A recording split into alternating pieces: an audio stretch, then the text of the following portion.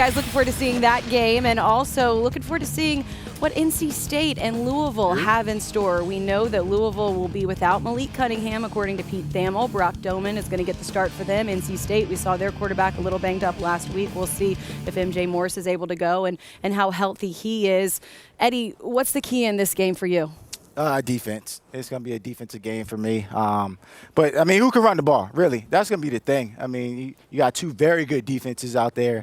I think Louisville has the advantage when you talk about running the ball. NC State's still trying to find their identity a little bit on offense with the injuries at quarterback. Who knows who's going to be playing? So I like Louisville a little bit in this one. Yeah, I do too, Eddie. And I think when you just look at whose defense is playing better today, that's ultimately what's going to be the deal. Can someone create turnovers? Can someone get an extra possession in a good spot for their offense? That's what they're going to need to see. I think Louisville at home, it's senior day. Those guys are going to be excited, running to play hard. I think they create some turnovers, get some points, and ultimately get the dub. I will give you this nugget on NC State. We'll see if it influences you at all, because over the last 2 seasons, NC State 5-0 after a loss. We'll see what they're able to do on senior night at Louisville. Eddie, let's get some of the picks in.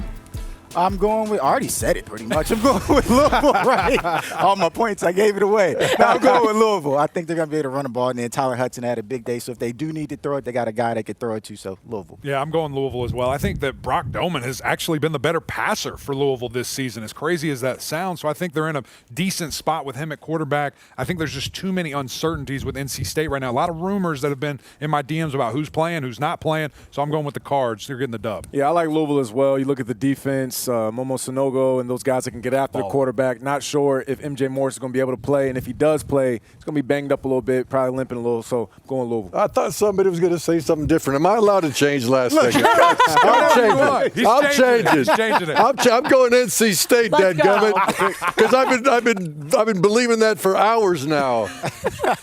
Dadgummit. I feel like we talked you out of it. Well, I gotta get a. He's got to get back. He's got to try. Yeah, he's playing the game. He's playing the game. No That's shot. okay. You'll take it. You'll take it however you I can hate get second it. place. Jack Chambers and the NC State Wolfpack. Chambers, who came on for an injured Devin Leary, and Jay Morris has seen action as well for NC State, and they'll be taking on Louisville. That's following us. Check your local listings for the game and time in your area. Just game 1 of our ACC doubleheader. Tyler Hudson and the Louisville Cardinals in action against NC State. That in Louisville, Kentucky. What a run over the last 5 games. 4 wins in a row. At Virginia, against Pitt at home, Wake Forest at home, and James Madison at home before the loss. Sunny skies, chilly conditions here in the Derby City as we get set for a 3:30 kickoff. The 24th ranked NC State Wolfpack taking on Louisville on senior day. Evan Lepler, Roddy Jones, excited to call it for you. These are 2 dynamic defenses, Roddy. NC State allowing the fewest points in the ACC. Louisville, the most turnovers forced in the ACC. Feel like this is going to be a little bit of a grinder today? Yeah, it certainly will, especially when the health of the quarterbacks of both teams is up in the air. So you look at the defense for what's going to really stimulate these 2 teams. And when you look at NC State, they're led by the linebacking core that's fantastic. But when you ask coaches, who's the best player on this defense, maybe the best defensive player in the league, and it's Drake Thomas. He plays that Sam linebacker position. The thing that's underrated about him is his ability to create in the backfield. He's an excellent pass rusher, has a great feel for the game, sets the tone physically for this NC State defense. And obviously there's a lot of names that get a lot of hype, and sometimes there's not enough credit to go around. But Drake Thomas, to me, has been the best defensive player in the year. And then on the other side, Yasir Abdullah, one of the most versatile linebackers in the entire conference, an incredible athlete, a guy who was a 100-yard sprinter, 100-meter sprinter in high school. His ability to rush the passer, drop back in coverage, and just the overall explosiveness that he gives this Louisville team. He's one of the big reasons, Evan, that they have created so many turnovers this season. Fantastic linebackers in this game. The Cardinals had won 4 straight before falling at Clemson last week. NC State looking to bounce back from their heartbreaker last Saturday against BC. We'll see you at 3:30 for the Wolfpack and the Cardinals. Ladies and gentlemen, the University of Virginia and Charlottesville communities, including many of our colleagues and friends, were struck with unspeakable tragedy Sunday night as 3 student athletes on the Cavalier football team were killed and 2 others were wounded. To UVA, the Virginia Department of Athletics, and the football program, we share your grief and stand steadfastly in support. Please join us in a moment of silence as we honor those who were affected by this senseless tragedy. We ask that their families, classmates, and entire community remain in your thoughts and prayers. Across the ACC and throughout the college football universe, we honor and remember the 3 University of Virginia football players that were tragically taken this past Sunday night. Here in Louisville, Kentucky, we are getting ready for a football game, but Virginia strong, not far from the minds of the fans, the players, and certainly of us. With a heavy heart, Evan Lepler, thanks for joining us for NC State and Louisville. It has been a very difficult week across the ACC, across college football, and we will hopefully remember and honor Devin, Lavelle, and Deshaun as we grieve together. But we are here to play a football game today. And I welcome in my partner, Roddy Jones. NC State and Louisville, it pales in comparison, obviously, but the adversity that they faced as programs this week, each team, Roddy, will have a different starting quarterback than they had a week ago. This is not Malik Cunningham versus Devin Leary today, or Malik Cunningham versus MJ Morris. It's a different matchup entirely. It certainly is. There's a lot of emotions going on for both of these teams. As you said at the top, the tragic events in Virginia certainly have impacted both of these programs. They're dealing with the emotions of senior day, dealing with the emotions of tough losses, and dealing with the emotions of new quarterbacks. On the NC State side, Jack Chambers gets to start. MJ Morris banged up last week, finished the game, but not well enough to go this week. Then on the Louisville side, well, obviously Malik Cunningham left that game a week ago against Clemson, didn't play the second half, so Brock Doman gets to start. We expect it to be a defensive battle because we're seeing backups down the line for both these teams. And both these teams have dynamic defenses, and with that we send you down to the field. The third member of our broadcast crew is Rebecca Fiorentino. With the weather, the cold, the wind, the conditions, Rebecca, it could be a defensive day. Absolutely, no doubt this is going to be a defensive battle, and 2 guys leading the way for their teams are veteran linebackers Drake Thomas for NC State and Momo Sonogo for Louisville. We talked with the Cardinals defensive coordinator Brian Brown, who told us this week that I've never been around Ray Lewis, but just the impact that you can see from afar that he had on the Ravens organization, that's Momo, and he's done that within less than a year's time after transferring from Ole Miss. For Drake Thomas, a year ago in this game, he had 7 tackles and 2 sacks, and yesterday Louisville head coach Scott Satterfield joked with us that he can't wait until that guy is no longer there.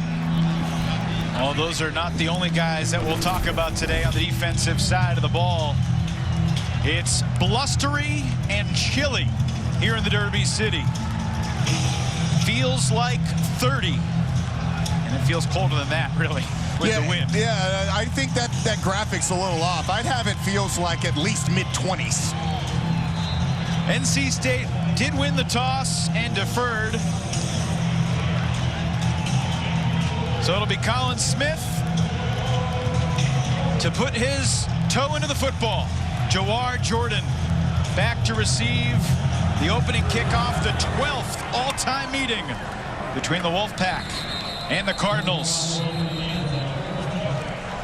So Malik Cunningham not making his 48th career start. Instead, it's the 2nd career start for, I think you could call him the college journeyman, Brock Doman, at his 5th different school. But he's played pretty well, Roddy, when he's had a chance. Yeah, that may be kind to call him a journeyman, but he has played well. He started against UVA earlier this year, threw for a touchdown, 2 interceptions. The thing that Brock Doman's going to be asked to do is not turn the ball over and let that defense go to work and create turnovers on the other side. Last 3 quarters of that game in Charlottesville for Brock Doman was really the turning point of this Louisville season as they arrive with 6 wins, looking for 7 today, and a big gash of a gain for Jawar Jordan up the middle. 11 yards before Isaiah Moore brings him down. How about the start for this Louisville offense? The right side of that offensive line just washes everybody down. And Jalen Scott, who's playing that will linebacker spot in place of Peyton Wilson, who is out today, gets washed down with him. Huggins Bruce taken down for a substantial loss. They gained 11 on the first play. They lost 10 on the second play. Devin Boykin with a huge TFL. Yeah, Isaiah Moore in there as well. Watch one to the left of your screen. He's going to shoot through. He and Devin Boykin combining in the backfield there to create a second and very long. You mentioned Peyton Wilson. He suffered a sprained ankle in practice on Thursday. So no Wilson today for the Wolfpack as Jordan gains a couple. It'll be 3rd and long here for Louisville. They had their 4-game winning streak snapped last Saturday at Clemson. But Scott Satterfield still thought his team played pretty well. Yeah, certainly when you lose your starting quarterback during that game, it becomes more of an uphill climb. But they created turnovers on defense and gave that offense a chance. That's something that they have to avoid on this 3rd and long. Officially no gain, so back on the ground. Jordan across the 35, but basically just gains back to 10. That Huggins Bruce lost. Jakeem Harris makes the stop, and we will have the first punt of the day. And kicking's going to be interesting today, both because of the temperature, but even more so because of the breeze. Yeah, if you saw College Game Day today, I thought Pat McAfee did a great job explaining how hard the leather gets on the outside of the football when you're punting. Thayer Thomas standing at his own 28. It's a short kick, and Louisville will down it around the 37. 26-yard punt for the Aussie Mark Vassett. And look, we're told we might see Ben Finley today as well. But Jack Chambers, the Charleston Southern transfer, expected to get the start. He's an old dude. He's been around college football for a while. He's 25 years old. Old enough to rent a car. It probably helps out a lot of his teammates in that way. But Jack Chambers started a couple of games for NC State this season. The Syracuse game, Virginia Tech game. He's an older, mature guy. He's got to just manage it today. Quick pass to Houston. He drops it. It was close to being a lateral. Houston was ready to pounce, but the officials blow it incomplete. Let's check out our Hardy's star to watch. Talked about Drake Thomas in the open. His brother is a star on the other side of the ball. He certainly is. He's closing in on that NC State touchdown record. I don't think he's going to catch big game Torrey Holt, but the fact that he's mentioned in the same breath in the record books is quite an accomplishment. He's fantastic in the slot, has been the favorite receiver the last 3 games. 5 wideouts here for Chambers. Pressure coming from the edge. Monty Montgomery with a sack.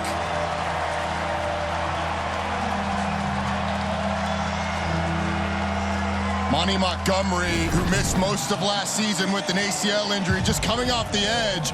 Jack Chambers has to know you've only got 5 offensive linemen, so if that 6th player comes, you have to get the ball out.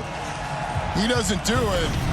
And another 3rd and long. And with these backup quarterbacks, you just have to avoid disaster on early down so you can stay out of 3rd and longs.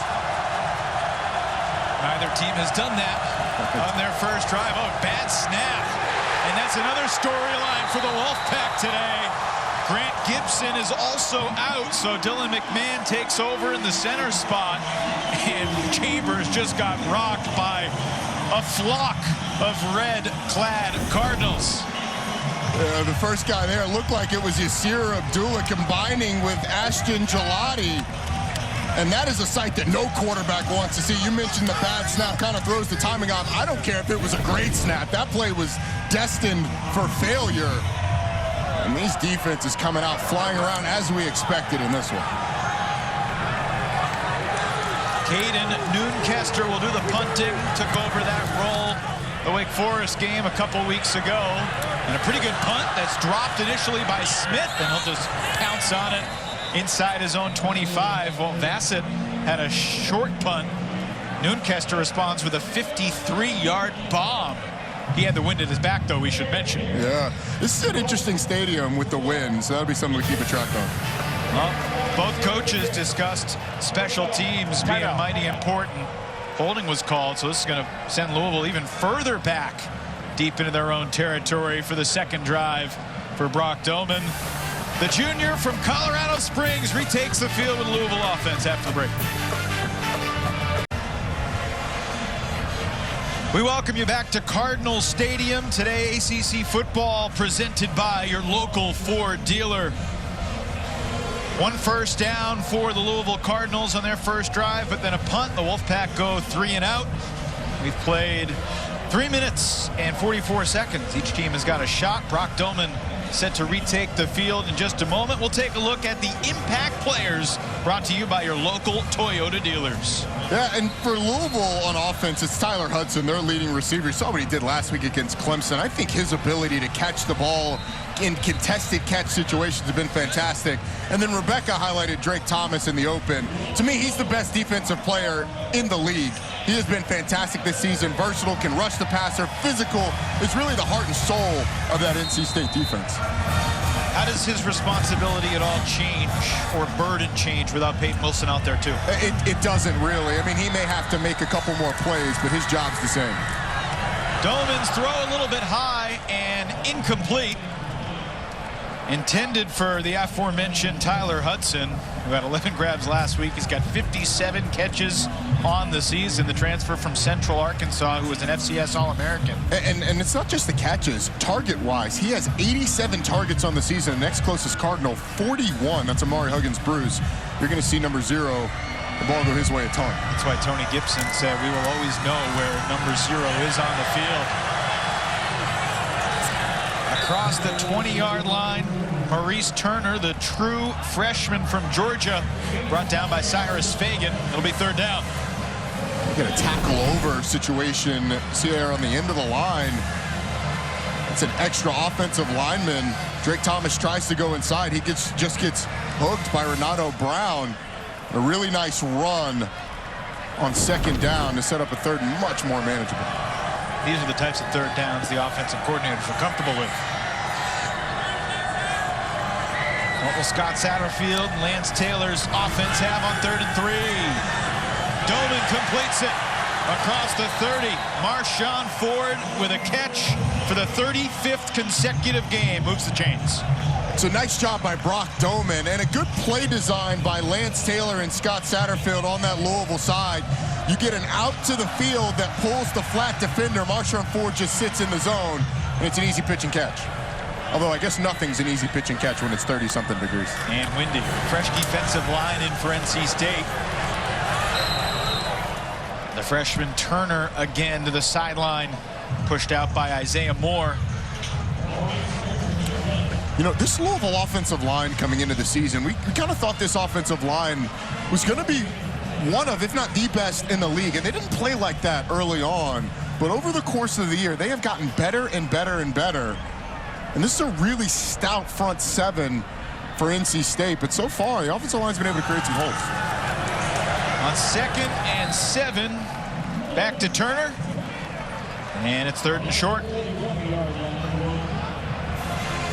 And Evan, you can kind of see with the cutbacks, the tackle over stuff that Louisville has done, they're trying to mess with the gaps and reads of NC State. On that one, everything looks like it's zone going to the left, but it looked like a design cutback using the aggressiveness of that defense against them. Now Louisville taking their time on this 3rd and 1. Isaac Martin, Francis Sherman, a couple extra tight ends into the game for this bunch formation. Huggins Bruce in motion. They give to Jordan. He's hitting the backfield. Tanner Ingle got the penetration. It's 4th down. Tanner Ingles is like a heat-seeking missile coming out of defensive backfield. You'll see him with his nose around the line of scrimmage consistently in this game. And usually in this situation, I would say you go for it. But the way this game is going to be played is going to be won by defense and special teams. So I actually agree with Scott Satterfield early in this one, not going for it and punting it away. I'm with you. It feels like a field position game. And you don't want to give Christopher Dunn an opportunity. And that Louisville defense has been so hot creating turnovers. Leading the ACC, 2nd most in the nation in the turnover department, entering this penultimate college football regular season weekend of the season. That kick boomed over Thayer Thomas's head inside the 20. Bounces around the 15, down at the 16. Much better punt that time for the Aussie. 44 yards for Vassett. 7 minutes gone. No points. ACC football is brought to you by your local Ford dealer. The Works Nitro, available at worksnitro.com. And Wrangler, for the ride of life. Chilly Saturday here in Louisville, Kentucky. NC State back on offense, and our impact players once again brought to you by your local Toyota dealers. Yeah, for NC State on offense is Jordan Houston. It's going to start this one on the sideline, but really the run game for NC State has to come up big in this one. And Yasir Abdullah, one of the top tackle for lossers in the entire conference, one of the leaders in the conference in tackles for loss. His explosiveness has been big. Forced 2 fumbles last week at Clemson. Chambers keeps it himself and bursts across the 20, picks up 7 or 8 before Momo Sonogo, the leading tackler for the Cardinals, brings him down. Yeah, with Jack Chambers in the game this year, it's been a tough go through the air for NC State, but you can even out the numbers in the box by doing this every once in a while. You saw on the back part of it, Benjamin Perry not accounting for the quarterback. You can take him out of that run support by doing that a couple times. Now he has to account for it. Chambers' 3rd start for NC State. Played 32 games at the FCS level, and he gets nearly body slammed by Jarvis Brownlee there. They're going to give him the first down, though. It's the first down of the day for NC State. Yeah, I'm not quite sure if that was a broken play or a designed play-action draw, because you saw the fake. Chambers looked like he was looking for a receiver out in the flat, but that could have been part of the play design. Either way, big first down for NC State. Chambers' first start at Syracuse and his second against Virginia Tech, replaced by the freshman MJ Morris that game. Another wide left snap. Give up the middle into the fierce defensive front. Michael Allen, this true freshman running back, playing his 5th game of the season today, Roddy. There was maybe a little speculation. Would he redshirt? No, he's out there, and the red shirt is burned. Yeah, he is. But you mentioned the snaps a couple of times, and that's because, as you alluded to, Grant Gibson, the starting center, who's been a stalwart for this team, not playing today. Dylan McMahon slides over to center. And then Nicole, we've had a couple of errant snaps. To the air, Chambers completes it. It'll be about a yard short of the first down. Thomas makes his first catch as we check in on the sidelines with Rebecca. I talked with Isaiah Moore this week, who is the roommate of Grant Gibson. He told me he's the most positive person you will ever meet. I get frustrated sometimes because he's so nice, and anytime I walk in the door and I'm frustrated at something, Grant doesn't let me be frustrated for long. He's a roommate and more like a brother to me, and he's just all the positive energy on the field. He'll be missed today for sure. Yeah, made his 46th consecutive start last Saturday. Wolfpack, unfortunately, do not expect him back this season. And look, you can see every single Cardinal defender is within 5 yards of the ball. Those safeties were creeping around that 40-yard line, not respecting anything deep from this Louisville offense on that 3rd and short. What will the conversation be like on the sidelines after the timeout? It's a great question. Let's try and figure out how to get this first down. That'll be the biggest thing, because moving the chain is going to be a task for both offenses here today.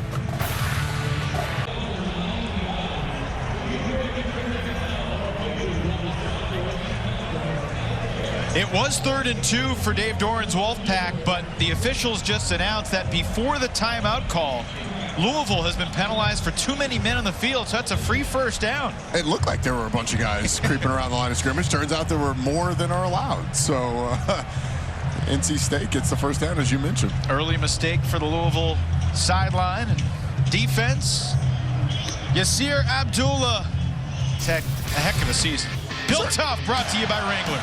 He certainly has. I mean, this is a guy who has made his impact felt. He's one of the best athletes in the league, a former sprinter, ran a 10.5 in the 100 meters, was a wide receiver in high school. He's a great pass rusher off the edge. He's had a nose for the football, causing turnovers, and he's even snagged a couple of interceptions this year. So he's been able to to really be a driving force for this Louisville defense that has just been on an absolute tear when it comes to creating turnovers. So many guys you say this about when you add in the COVID year, but today it's his 59th career college football game. It's incredible. You know, I played in a bunch of games in college, but the fact that guys are nearing 60 is just, it's incredible. All right, first down. The freshman Allen up the middle for 5 tough yards. In talking to both of these offensive coordinators, and Tim Beck in particular, there was some quiet confidence about what Jack Chambers could bring them from a leadership standpoint, but you could tell he wants this to be a zone run, try and find a seam, run the football type game, and one where first and second downs are so important. Cardinals with about 9 in the box, and the Wolfpack find a hole. Michael Allen with a huge gash play for NC State. Griffin brings him down after 31, but hang on a second. There's a yellow flag on the field.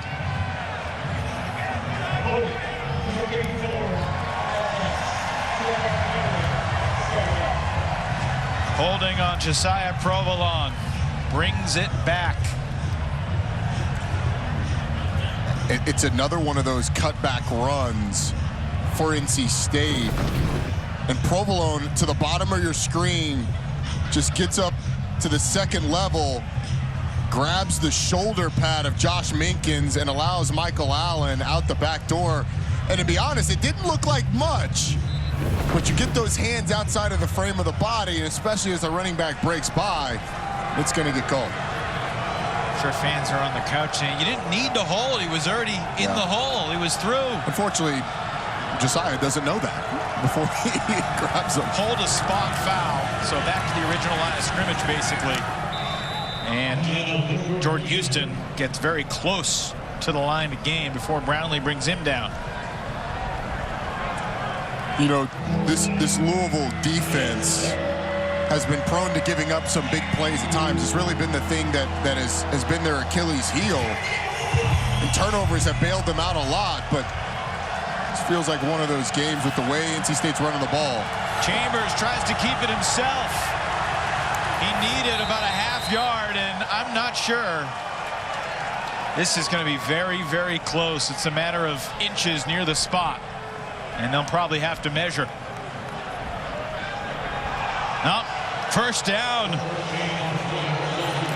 Stuart Mullins, the referee today, saw it all the way. Partisans don't love it, but if the spot says it, then you just go ahead and make the call. Jack Chambers fighting for every inch there. Really nice play by the quarterback, and it takes a lot of toughness to bang it in there with the big guys on the quarterback's knee. Still on their own side of the field, Rodney, but this is the 9th play of the drive. Meticulously working their way down the field, and they're not going to get quite to the 50 there as Delbert Mims gets stuffed. Yeah, if you can get, if you're NC State, now that you're getting across midfield, here's the situations where you would expect for them to take a shot. I don't think on a 2nd and long you're going to do it, but if you're NC State, if you're Louisville, on defense, you are alert to that on any subsequent first downs, and maybe NC State throws it down the field. 2nd and 10 from their own 49. Chambers looking to throw, quick pass, and it's incomplete. Dislodged by Jarvis Brownlee. Keon Lassane unable to hang on. It is a fantastic break by Jarvis Brownlee on the back end of this. Just absolutely drives on the quick out and gets there right as the ball does to dislodge it from Keon Lassane and force a 3rd and long, where this really active and athletic front of Louisville, the twists and stunts, are going to make it tough on NC State to pick up and pass pro. So the 11th play of this drive. Can the Wolfpack inch across midfield and perhaps move the chains? Pressure coming. Chambers gets rid of it, but it's off target. looking for Jones on the outside. That's just reps with your receiver that have been lacking because Jack Chambers, the backup, makes the right decision. There's pressure. NC State picks it up, delivers the ball to the right place, but it's off because of the lack of familiarity with the receiver.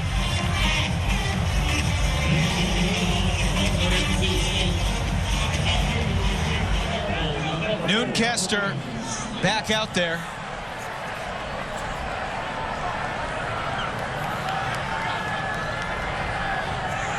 +50 on his first punt. If he does that here, it'll be a touchback, so he takes a little bit off of it. Fair catch signaled by Smith at his own 11. Smooth 40-yard punt, no return. And each team has had the ball twice and has not scored. Time to discover the best, brought to you by the Fresh Market. Consecutive weeks in the CFP rankings. Not bad. Wolfpack, 4th in the nation. Well, when you're in the company of Alabama, Ohio State, Georgia, and Oregon, I'd say absolutely not bad, especially when you consider the fact that the CFP rankings only come out 3/4 of the way during the year, so that's over multiple seasons there. Means NC State's been in the mix in late October, November. If only that was, you know, the rankings in the semifinals for Alabama, NC State, Ohio State, Georgia. Interesting games. One of them would be interesting. Tyon Evans up the middle. Wow, that was harsh. Isaiah Moore makes the stop. Obviously, expectations were just sky high for NC State coming into the season. They got off to the good start. They handled Texas Tech. They didn't quite have the goods at Clemson, and then the injury bug has bit this Wolfpack team as much as anyone in the league. Yeah, and you could just tell it's worn on this team. They've continued to fight, though, which has been what you'd expect from Dave Doran's club. Brock Doman sees a little daylight. Pushed out of bounds around the 17-yard line by Shaheem Battle. All right, so now you've got a 3rd and manageable. You're Louisville. How do you, number one, protect Brock Doman? NC State likes to bring pressure, and I would imagine Tony Gibson would be aggressive here. But the matchup, if they do go man-to-man, is Marshawn Ford against whoever is over him for the NC State defense. Flag flies on 3rd and 4.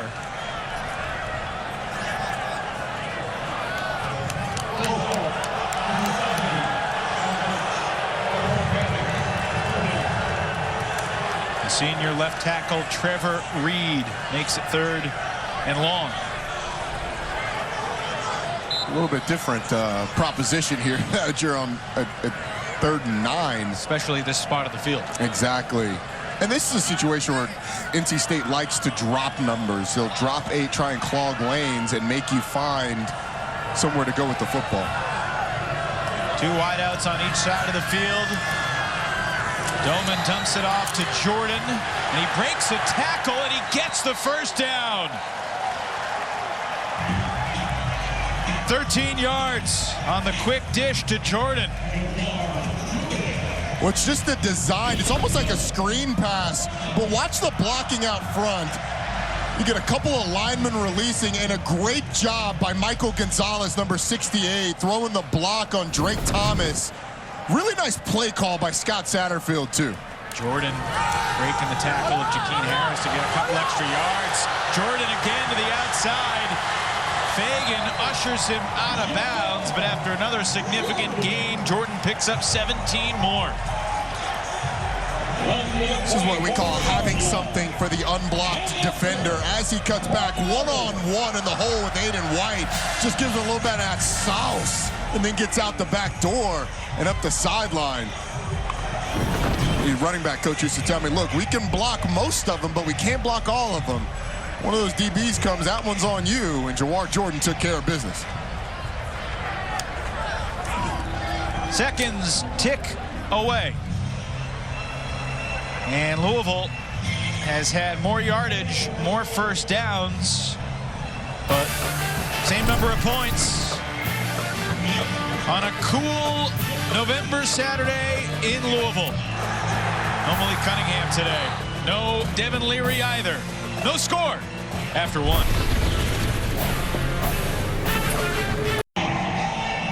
Our first quarter stats brought to you by the Georgia Drives Chevy dealers. A battle of backup quarterbacks today, and the numbers sort of bear that out through one, right? Yeah, it's like that Spider-Man meme where they're pointing at each other. Like, that's what those two offenses are doing. Almost exactly the same. Oh, the production has been different. Louisville been able to move the ball a little bit more than the Wolfpack on the other side. Cardinals about 5.5 yards per play compared to the Wolfpack, just 2 yards per play.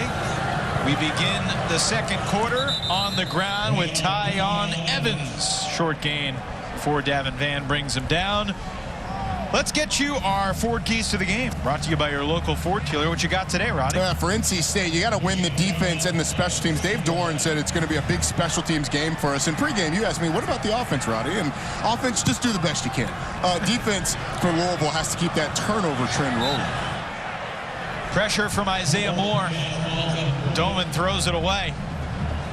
Had an argument for grounding there. There was no receiver. There's times where most of the time you don't see that. Like, they chalk it up to a miscommunication between the receiver and the quarterback, which would make it unintentional grounding. Right. The intentional part of it, I think, saved Brock Doman there, because there was, as you said, no receiver in the area. Louisville 2 of 4 on third down so far.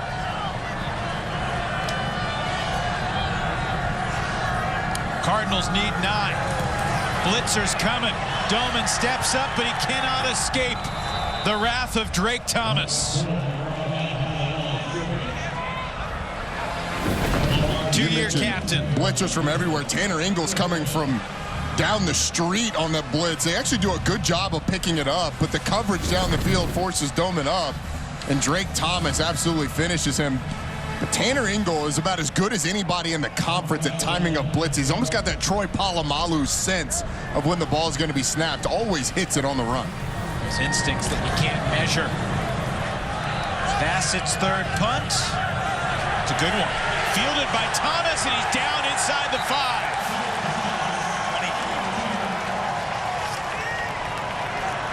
Tremendous coverage by KJ Cloyd. 52-yard punt, and NC State backed up. Today could be a day where we have a score of 2-0 in the second quarter. You never know.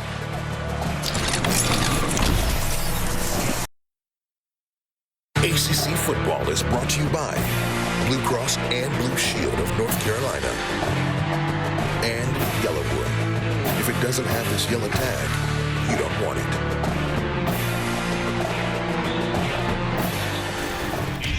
Well, no forced turnovers for the Louisville defense yet, but they've got into the backfield early and often to disrupt the NC State timing. They have been incredibly aggressive. Monty Montgomery with the first sack. Ashton Gelati on that one.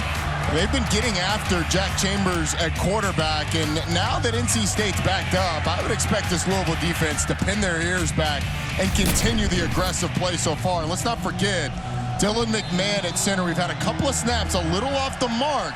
Something to keep an eye on now that they're backed up. Quarterback change for NC State. Ben Finley is in the shotgun, standing in the end zone.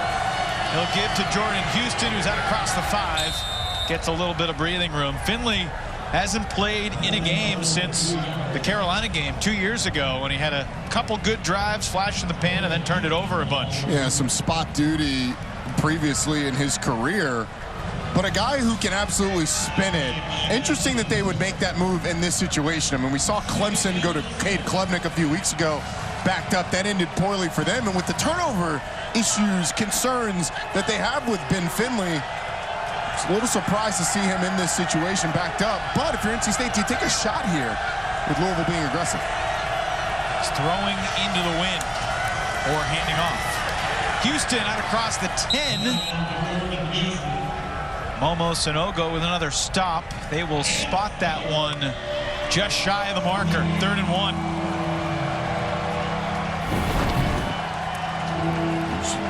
It's a little outside zone play to the same side that Jordan Houston was lined up on. You get a sense if they're going to leave Ben Finley in for this 3rd down, and they are. It's 3rd and short.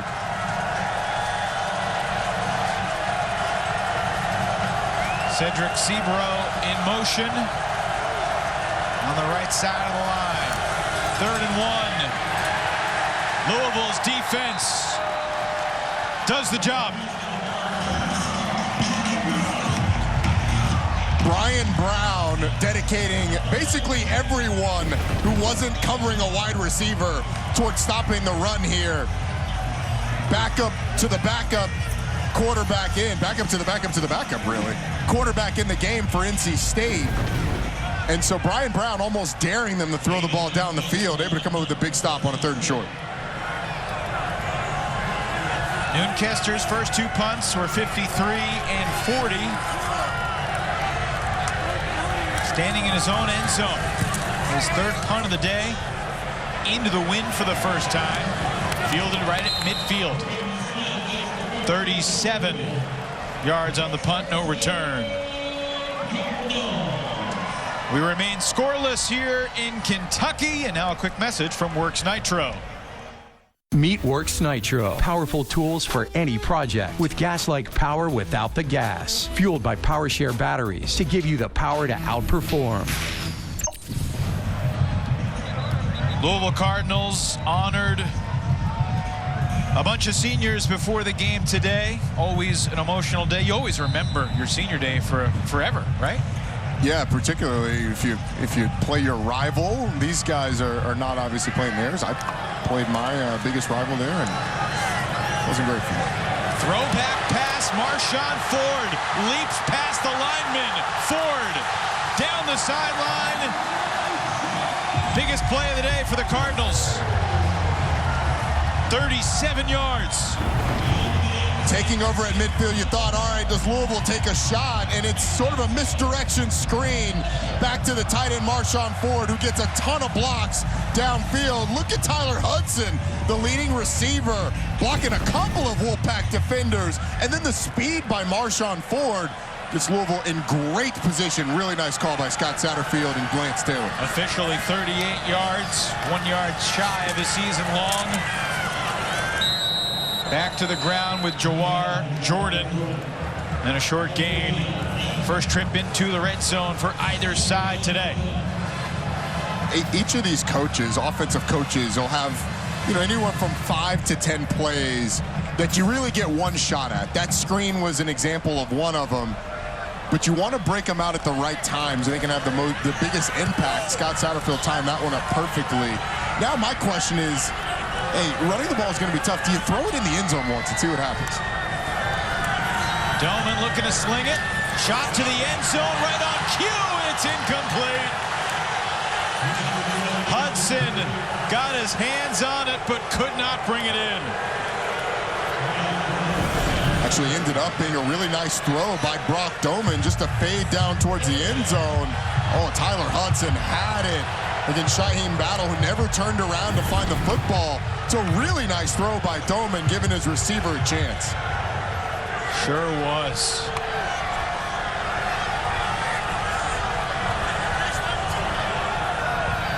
Josh Harris, the big nose tackle from Roxborough, North Carolina, into the game for NC State on 3rd and 10. Play clock's winding down. And Doman takes a timeout to save the 5.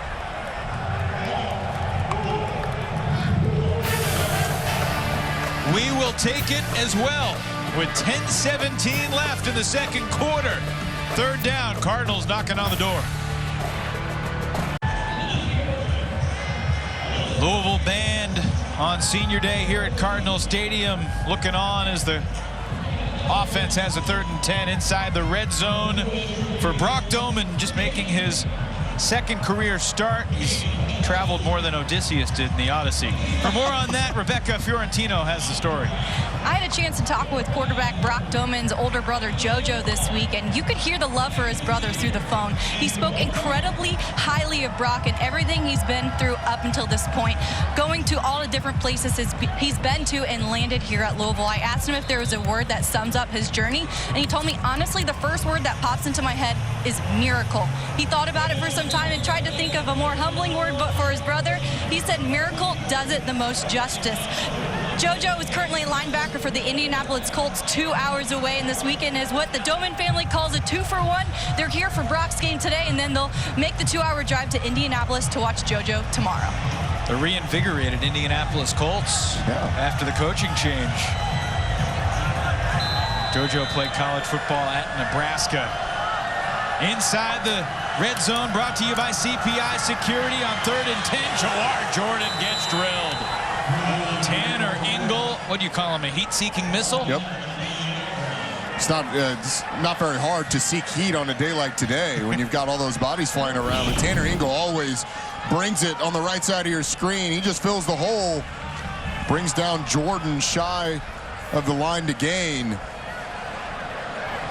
Nice stop by this NC State defense, and now a crucial field goal by Louisville. At least James Turner is from Michigan, so he's experienced the cold. 15 of 17 on the year. This is from 26. And Louisville strikes first. 3-0 Cardinals.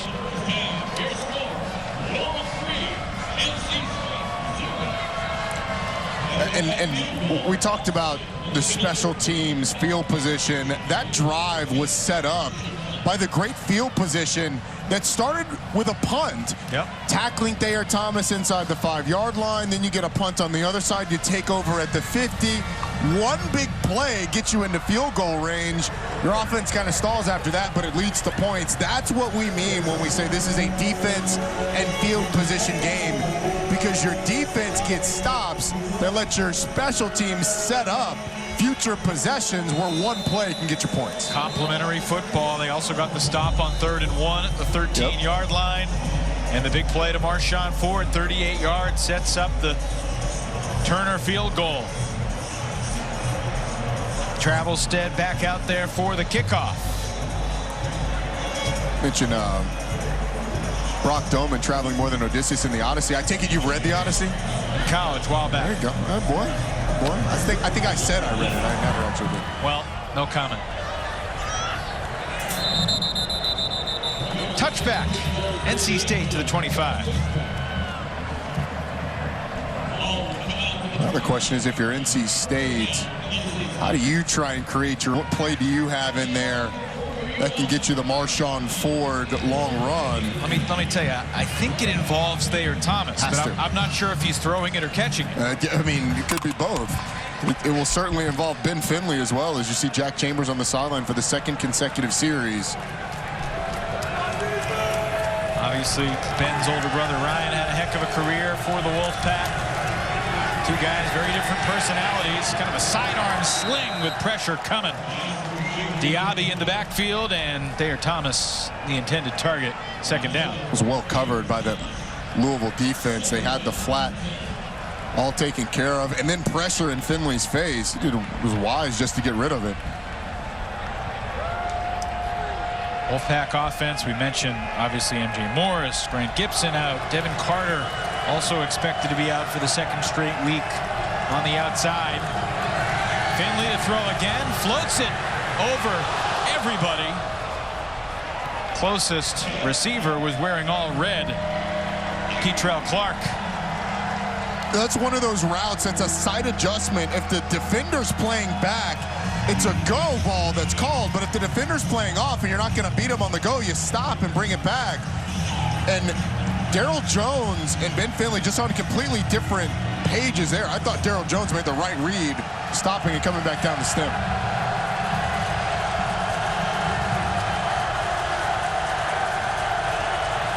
Dylan McMahon snapping to Ben Finley here at Louisville.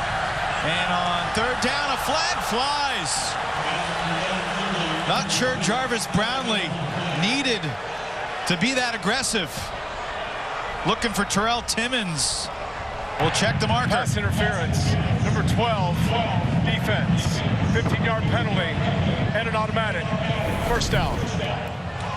Tim Beck told us yesterday there's going to be times where we just have to throw it down the field and hope for pass interference. You're right. Jarvis Brownlee probably doesn't need to be that aggressive on the receiver. That had no chance. I mean, he had no chance. I think Terrell Timmons did a nice job of selling it as well. I don't think the contact was all that egregious, but it's a mistake by Brownlee. Jack Chambers is back in, and the give is to Julian Gray, who's got some speed around the edge.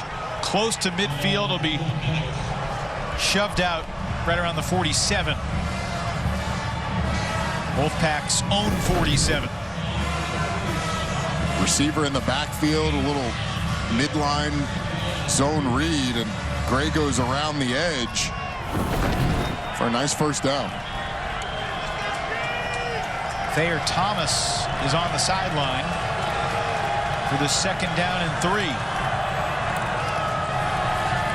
Give to Michael Allen. Pretty well covered by Brownlee. And it'll be 3rd and short again. It's a big play midway through the 2nd quarter. Feels like all these plays are massive. Like if a team has a negative play, it almost derails the entire drive. And we're going to consistently see these 3rd and shorts because these teams are going to be patient running the football. Something that both teams talked to us about this week. Wolfpack a week ago against Boston College was 2 for 12 on 3rd downs. 1 for 4 so far today. They need midfield. It's all about the spot. And judging from the foot of the line judge, it's a 1st down.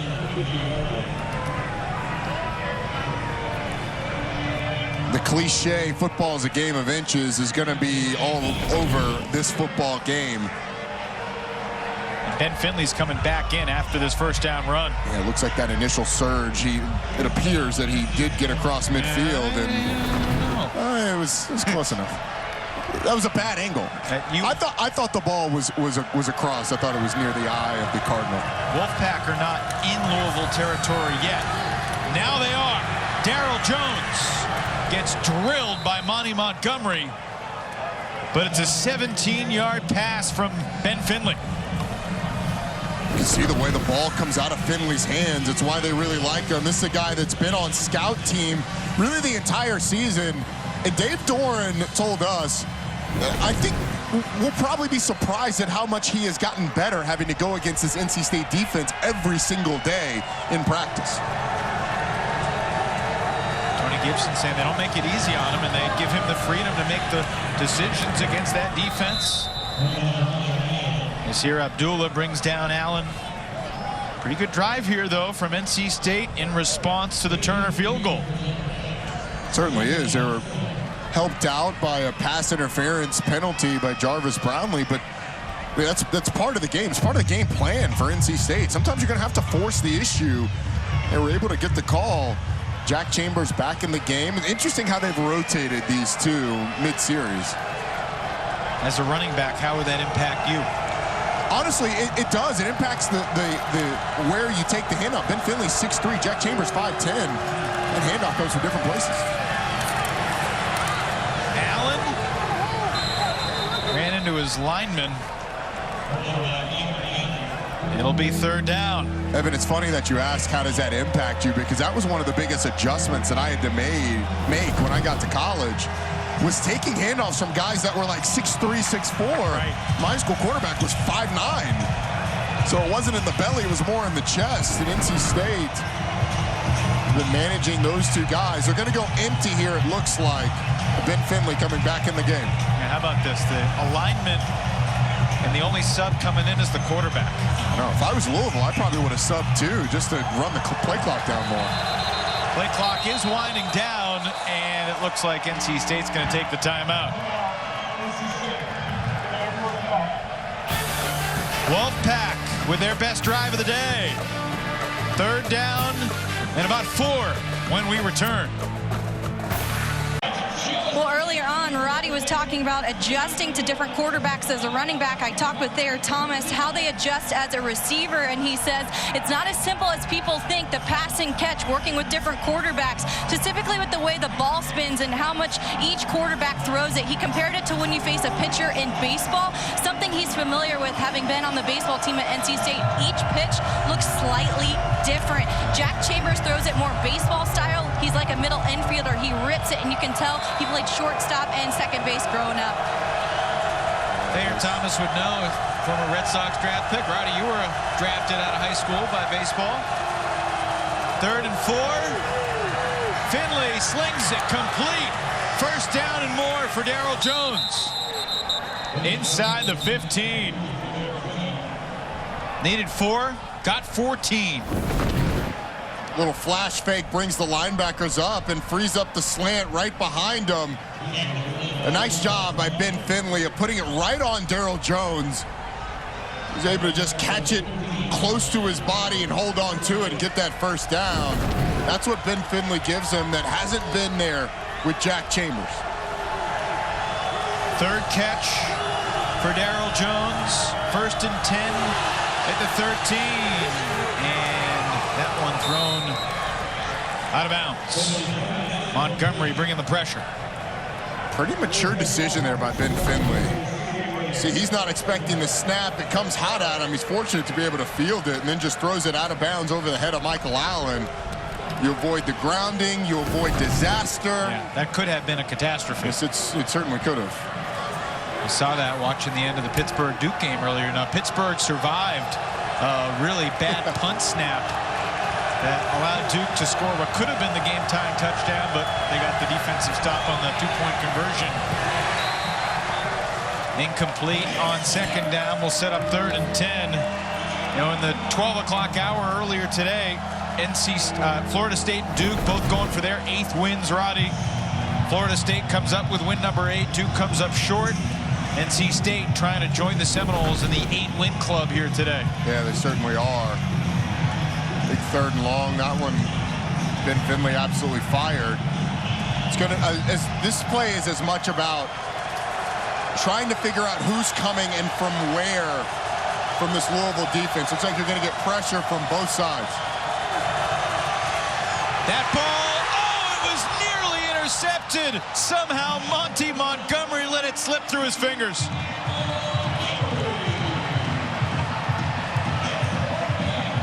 I think Dave Doran's heart just skipped a beat on the sideline. Absolutely did. Monty Montgomery's going to be on the left side, and he does the hard part. He gets in the passing lane, he bats the ball down. All he has to do is grasp it, and that's where it all went wrong for him. Started to take off before he had it in his hands. Now you bring out the always reliable Chris Dunn. He's having a historically strong season, kicking the ball into the wind from 30. And Dunn drills it. His 21st make in 21 tries this season. 3 apiece late in the first half.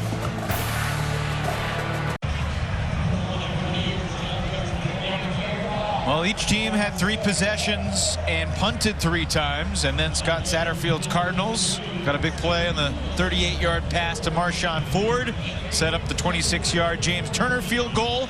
NC State responds, goes 62 yards on 13 plays methodically down the field. 30-yard field goal for Christopher Dunn, and we're tied 3-3 late here in the 2nd quarter. Yes, we are, and got some Defensive Player of the Year candidates here, Evan. We do. I don't think a lot of these guys, the Defensive Player of the Year race, I think, is wide open. But Drake Thomas is the best defender in the conference. He would be my choice for Defensive Player of the Year. Kalijah Cansey's fantastic on that defensive line for Pitt. Those are his numbers coming into today. And then Jared Verse, who has been banged up for much of the season. 13 tackles for loss, 6.5 sacks. He would probably be the leader in the clubhouse had he played the full year. But what Drake Thomas does for this NC State defense, I think goes highly underrated. Clemson fans, don't at me. I know your defense is fantastic. Miles Murphy's had a great year. But I think these 3 guys are the leaders in the clubhouse. Don't worry, they're watching their team right now. Oh, good. Good. So they won't at me. Who do you think has the best defensive unit in the league? It's a great question because statistically, Florida State is up there. Clemson and NC State are actually a little bit further down when you look at total numbers. I would say it's, that's a great question. Well, which numbers are you talking about? Because NC State's allowed the fewest points. Right, but if you look at total defense and yards per play, NC State a little bit further down. Yikes. Jawar Jordan didn't field it immediately, but then finds a hole. Oh, my goodness. Jawar Jordan gets around the edge past Colin Smith. And from his own 2-yard line, he goes 98 yards.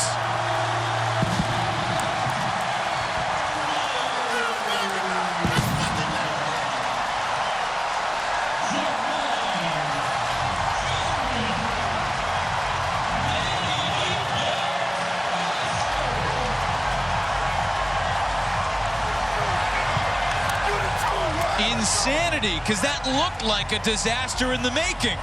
It looked like Louisville was in a position to get tackled inside the 5-yard line, but it's one of those classic cases of because everything is out of rhythm, you get a couple of guys out of their lanes on the kickoff team, and then just speed of Jawar Jordan was fully on display there. Turner on for the extra point, and it's 10-3. A special teams spark from the former Syracuse back. We knew the speed was there when he got to Louisville. Lets this bounce. It's kind of one of the cardinal sins for a returner. You don't want to let those. Yeah, no pun intended. No pun intended, because it certainly ended up being much more glorious than it was sinful. Makes the kicker miss and then just outruns the rest of the kickoff team up the sideline and into the end zone for Jawar Jordan. But when he first fielded this, I mean, the kickoff coverage team's down inside the 10-yard line. But once you break that first line of defense, it was him and the kicker. And it was game blouses on that one. You saw the hole that he just sliced through, and then the breakaway speed to finish the job. 98 yards. And what did Dave Doran say to us yesterday? The special teams are going to be huge in this one. So they had to play really well. And it's been one of the best special teams units as a whole in the entire country this season. Obviously, what Christopher Dunn has done kicking field goals, but in terms of coverage, they have been fantastic this season. But it cost them in a game where this was really a focus.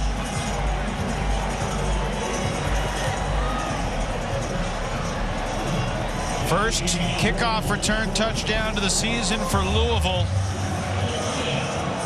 They had one in the First Responder Bowl last year against Air Force. Wow. I don't know about you, Roddy. It counts for 7 on the scoreboard, but it feels like it counts for more with the pace of this game.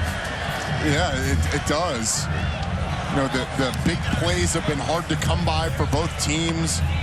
You see NC State continuing to go with Ben Finley because the ceiling is higher with the redshirt freshman. But you talk about wind in the sails of a team, the touchdowns are going to be hard to come by here today.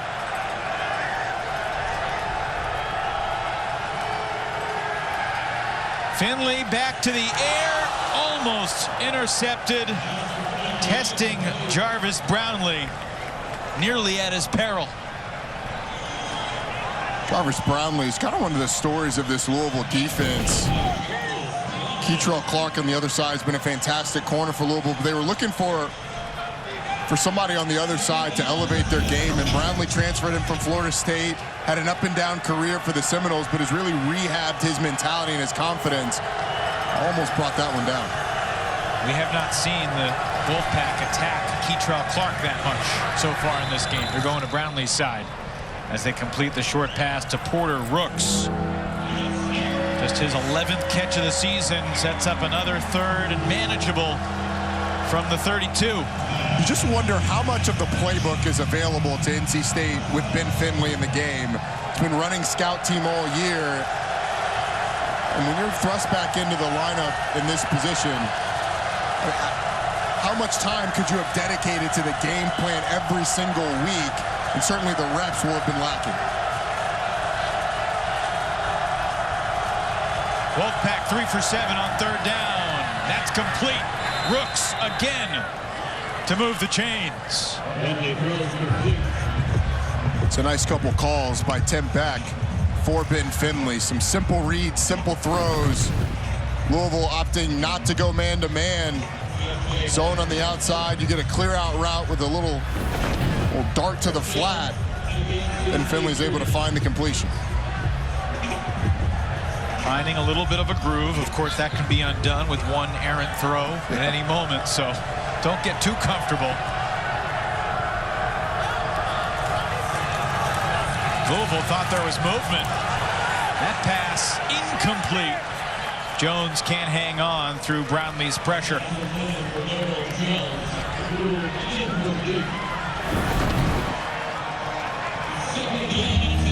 Some pressure in the face of Ben Finley, and the tip by Monty Montgomery. He's been all over the place today. You know, Rebecca spotlighted Momo Sanogo in the open, and he has been fantastic. But Monty Montgomery a couple years ago was as explosive and disruptive as any linebacker in the entire conference.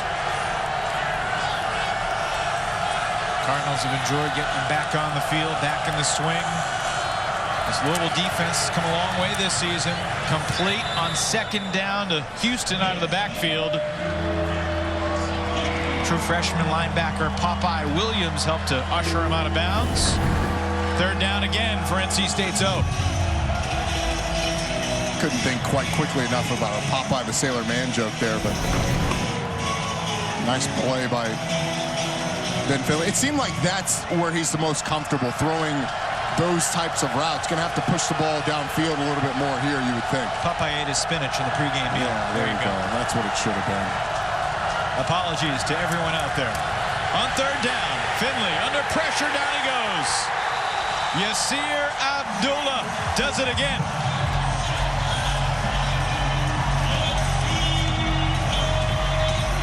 It's the coverage of Louisville that takes away the first read of Ben Finley. And then Yasir Abdullah, one-on-one against the tackle around the edge against Timothy McKay. Almost causes a fumble as well. But the speed of Yasir Abdullah has given tackles in the ACC trouble all year long, and it does it again there. The senior from Miramar, Florida. He had dreams of recording 20 sacks in a season. That was an ambitious goal, but he does cross over the 20-sack plateau for his career with that backfield stop. And Louisville took the timeout to save time, thinking about a possible 2-minute drive here to finish the half. Yeah, and obviously going to have the opportunity to do that with Brock Doman on the other side. You know, it feels a lot like NC State wants to stick with Ben Finley because of what he gives them in the pass game. But NC State has to get open down the field, and that's really where they've struggled for a lot of the year. Whether it's been Devin Leary or Jack Chambers or MJ Morris. They have not had Emeka Emezi. And then coming into this year, I think the loss of Emezi was looked over by a lot of people, but the big plays that he created down the field on jump balls, on 50-50 balls, have sorely been missing this year for NC State. Here comes the fourth punt for Caden Noonkester. Redshirt freshman from just outside of Charlotte and Waxhaw, North Carolina. His fourth punt of the half. Just do get it off before the play clock expires. It's a shorter kick and a fair catch made by Braden Smith out near the 35. Shortest punt of the day, just 29 yards into that stiff Kentucky breeze. And now, if you're Louisville, how aggressive are you in this situation? I mean, you call the timeout to have enough time to put together a drive, but with an aggressive, very good NC State defense and a 7-point lead, NC State gets the ball first in the second half. How aggressive do you opt to be with Brock Doman? I think early in this drive, I'd try and find Marshawn Ford. Tyler Hudson would be the other one that you would go to, but I'm going to try and find Marshawn Ford. Maurice Tucker's alongside Doman in the backfield. Turner, little hesitation, and he picks up 5 on first down. Feels like one of those drives, Roddy, where you kind of slow play it. If you get a first down, then you pick up the tempo. Yeah, I think that's what they're going to go with. And NC State with another hit to that defense. Devin Boykin was taken to the locker room. His return is questionable so far. Turner makes the catch. White makes the hit. Clock continues to tick. 1:45 remaining in the second quarter. Without Devin Boykin, who's in there for Tyler Baker-Williams, who missed this one, you're down to your third stringer at that nickel spot.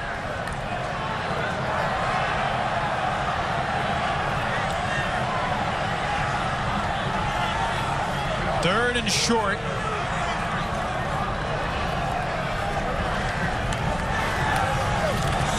Doman keeps it himself, and he's got the Wolfpack fooled. First down, Cardinals. Picked up 11.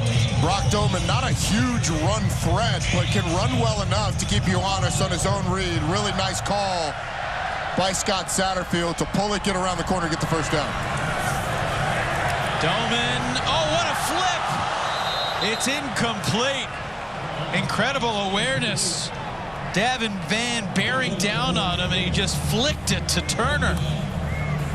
Not exactly a tight spiral, but one Turner still should have had. It's like an option pitch, a shovel. It was like, I mean, it is great awareness, maybe some nerves of steel, great creativity. It's like all of those things rolled into one. High snap. Doman gets rid of it quickly. To the outside, Amari Huggins-Bruce. Down near the 40-yard line. Beg your pardon, it was Tyler Hudson. The clock continuing to tick down, now inside of 45 seconds. I think if you're Louisville, you're thinking, let's just get in field goal range for James Turner. He's going to have the wind at his back. Around the edge. Turner showing the speed, he's out of bounds. Stops the clock, moves the chains. 10 more on the ground for Louisville. Yeah, I think the Louisville coaches were probably telling him, get out of bounds, get out of bounds, get out of bounds. He clearly steps out of bounds, but the young running back was fighting to stay in and try and break that thing down the field.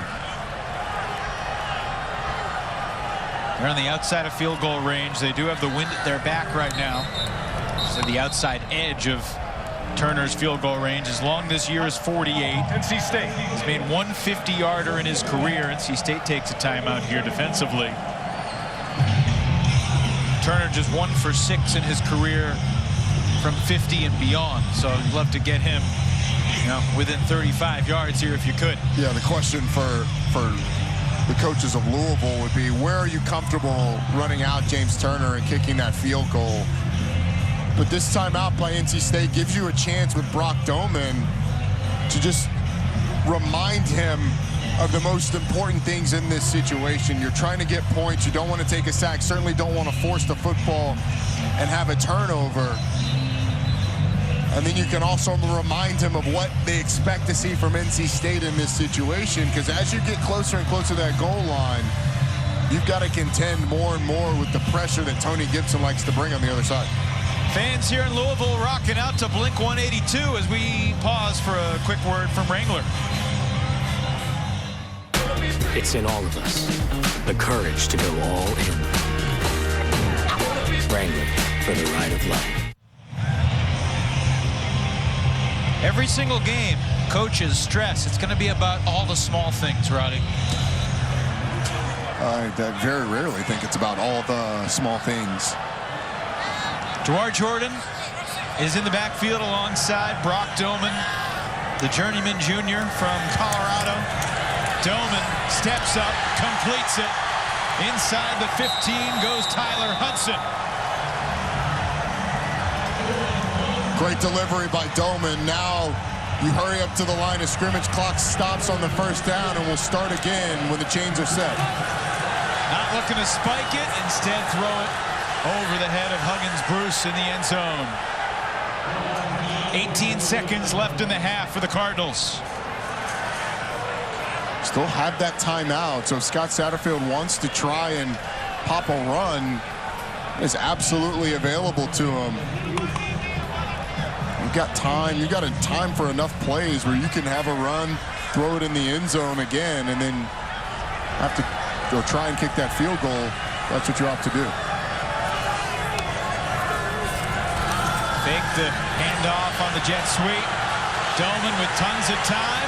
Throws back across his body, which is always a dangerous thing to do, especially with Drake Thomas looming in the area. Incomplete. I actually thought it was a fine decision. I mean, Braden Smith is wide open. He's all by himself in the middle of the field. It's just a terrible throw. it's hard to get enough on that to get it back to your receiver, but and there was nobody really near Braden Smith, and if he leads him the other way, there's not a defender in sight, but just behind his intended receiver there. NC State taking a timeout here. NC State. It's third down. Louisville has 10 seconds, and most importantly, they have a timeout. So this play can go anywhere on the field, and they can use the timeout theoretically to get the field goal team on the field if that's necessary. Would absolutely not be surprised if Scott Satterfield hands it off here. You try and catch NC State off guard, try and find a seam. Maybe you end up hitting your head on the goalpost. But if you put it in Brock Doman's hands, the thing that you're telling him is, number one, no sacks once again, and number two, 10 seconds, you can't run around forever. Get rid of the football if it's not there. Live to fight another day. But at the same time, you're reminding the quarterback that, hey, look, if you drop back and the Red Sea parts in front of you, take off. See what you can get up the field.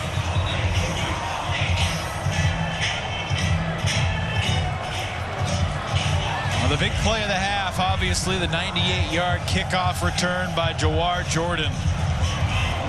He's also leading the Cardinals in rushing yards. 7 carries, 42 yards for Jordan. And he's alongside Doman in the backfield here. From the Wolfpack 13. 10 seconds in the half. Quarterback draw. Doman to the 10, to the 5. Timeout Louisville. With 3 seconds left. And you don't dare go for it here, right? No. You're kicking the field goal. I mean, points are always at a premium, but points are like a precious metal here today that you are mining for like it's Ethereum or Bitcoin. Unobtainium. Yeah. I don't even know what that one is. Did you just make that up? Another creative writer made it up, I believe. It was the element in Avatar. Oh, yeah, okay, there you go. The vibranium, since we're just going with made-up elements. I like it. James Turner, you got in a position where it's basically a chip shot field goal here. And it's a nice 2-minute drive, well managed by Scott Satterfield, calling the timeout when NC State had the football. You get the ball back. Brock Doman doing a nice job of driving them down the field. Good call on a third down on a zone read by Scott Satterfield, and this Louisville team's in position to go up by 10. So it'll be Turner. Shea Kochav handling the hold, and the kick is through. So Turner from 22 extends the Louisville lead on the final play of the first half. Certainly a defensive struggle. NC State moved the ball with Ben Finley a little bit. He went 5 for 12 for 48 yards passing. NC State did get the field goal, but Louisville, courtesy of Jawar Jordan's 98 yards lightning strike of a return, has a 10-point lead. So expected, you get 3 field goals between the two teams and a kickoff return for a touchdown. Special teams huge in this game. Let's go down to Rebecca. Well, Coach, we knew this was going to be a defensive battle. You got some production from your special teams. What are you seeing here from your team in the first half? Yeah, I mean, I think first half is like we thought it was going to be a defensive battle. Special teams been the difference in the game, though. We had a 90-some yard kickoff return for a touchdown, and our punt team, pinning them way back here. I think in that second quarter was huge for us. With Brock Doman in there right now, what do you like from what he's been able to do for your team? Yeah, I mean, he's being efficient. That's what we have to be. Try to throw completions, take care of the football. It's going to be the name of the game in the second half. There's a lot of wind, so I think coming, this way, the way we were just coming right there is big for us. We opened up a little bit more that way, so we'll see how the wind does in the second half. But take care of the football, and defense keep playing hard. Thanks for your time, Coach. Right, thank you. Good stuff from Scott Satterfield. It's the 7th time in 11 games this year that Louisville's facing a team that's been ranked at some point. They're 4-2 in the first 6 games against ranked teams, and they got a 10-point lead against number 24, NC State.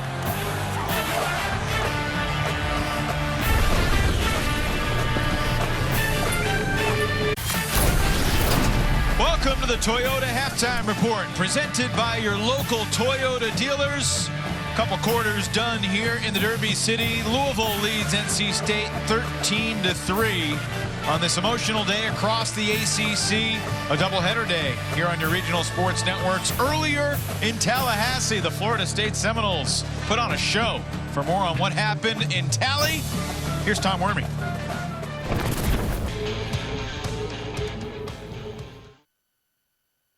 Tom and James look pretty comfortable in the booth. It was in the upper 50s today in Tallahassee. Look forward to seeing them bundled up in Chestnut Hill in prime time next Saturday night. They'll have the call of Syracuse and BC a couple of days after Turkey. 13-3 is your halftime score here in Louisville. It's interesting that kind of the melting pot that you have in a place like Louisville. You've got guys from all over. And what is it about the University of Louisville and about your football team, your football program that really draws them in? Yeah, I think probably number one is where we're located. Kind of right there in the middle of the South, the Midwest, the North, and and the airport is literally 3 minutes from our stadium. So we're able to get people and families right in there from all over. And now we're branching out into Texas, to California, and in the Southeast, Northeast, and so it's just a good melting pot area. What's important in building a successful college football program in this day and age? Where do you even start? What is the most important thing to you? Well, it all starts with the people, I think. That's the first thing. So the kind of people that I'm hiring to bring in our building is the kind of people that we want to, because they're going to attract people like them. And so what we can bring into our building, just good people, number one. Obviously, they got to be knowledgeable in what they're doing, but they're going to attract the kind of people that we want to be around each and every day. And I think that starts there, and then from that point forward, then you're out recruiting those type people with great character, obviously great players, but great character, that stand for something that you want to go to battle with there each and every day. That's the kind of players we're looking for. It's difficult now in this world of transfer with NIL, with all the different things that's happened over the last year, but it still comes down to the right people. And if you get the right people that have the right stuff about them, I think that's how you make champions. Driven, Scott Satterfield is presented by your local Toyota dealers. The all-new 2022 Toyota Tundra TRD Pro. Visit your local Toyota dealers today. Toyota, let's go places. We are all heartbroken by the shocking news from Sunday night when 3 University of Virginia football players were shot and killed and 2 others injured.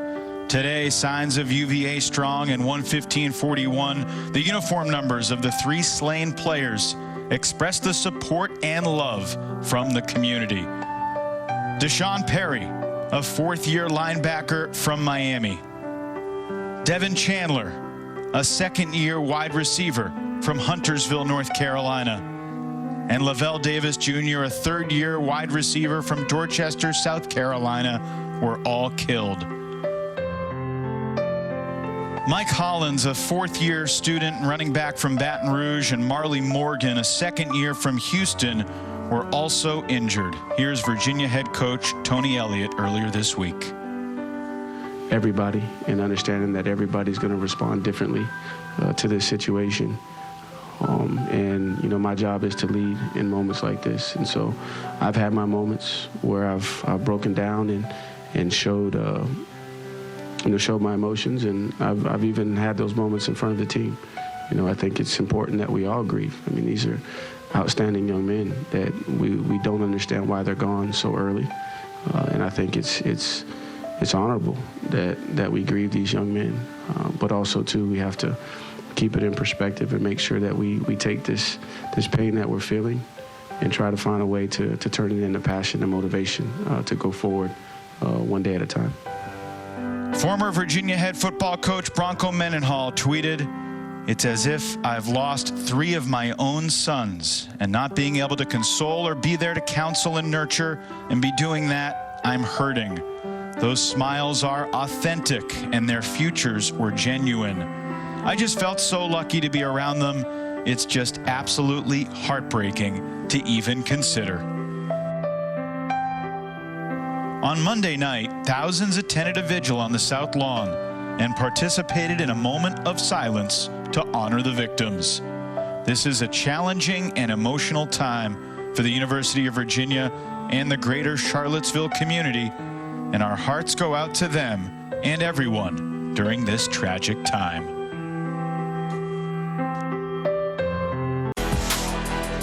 Here is a look at our first half stats brought to you by Liberty Mutual Insurance.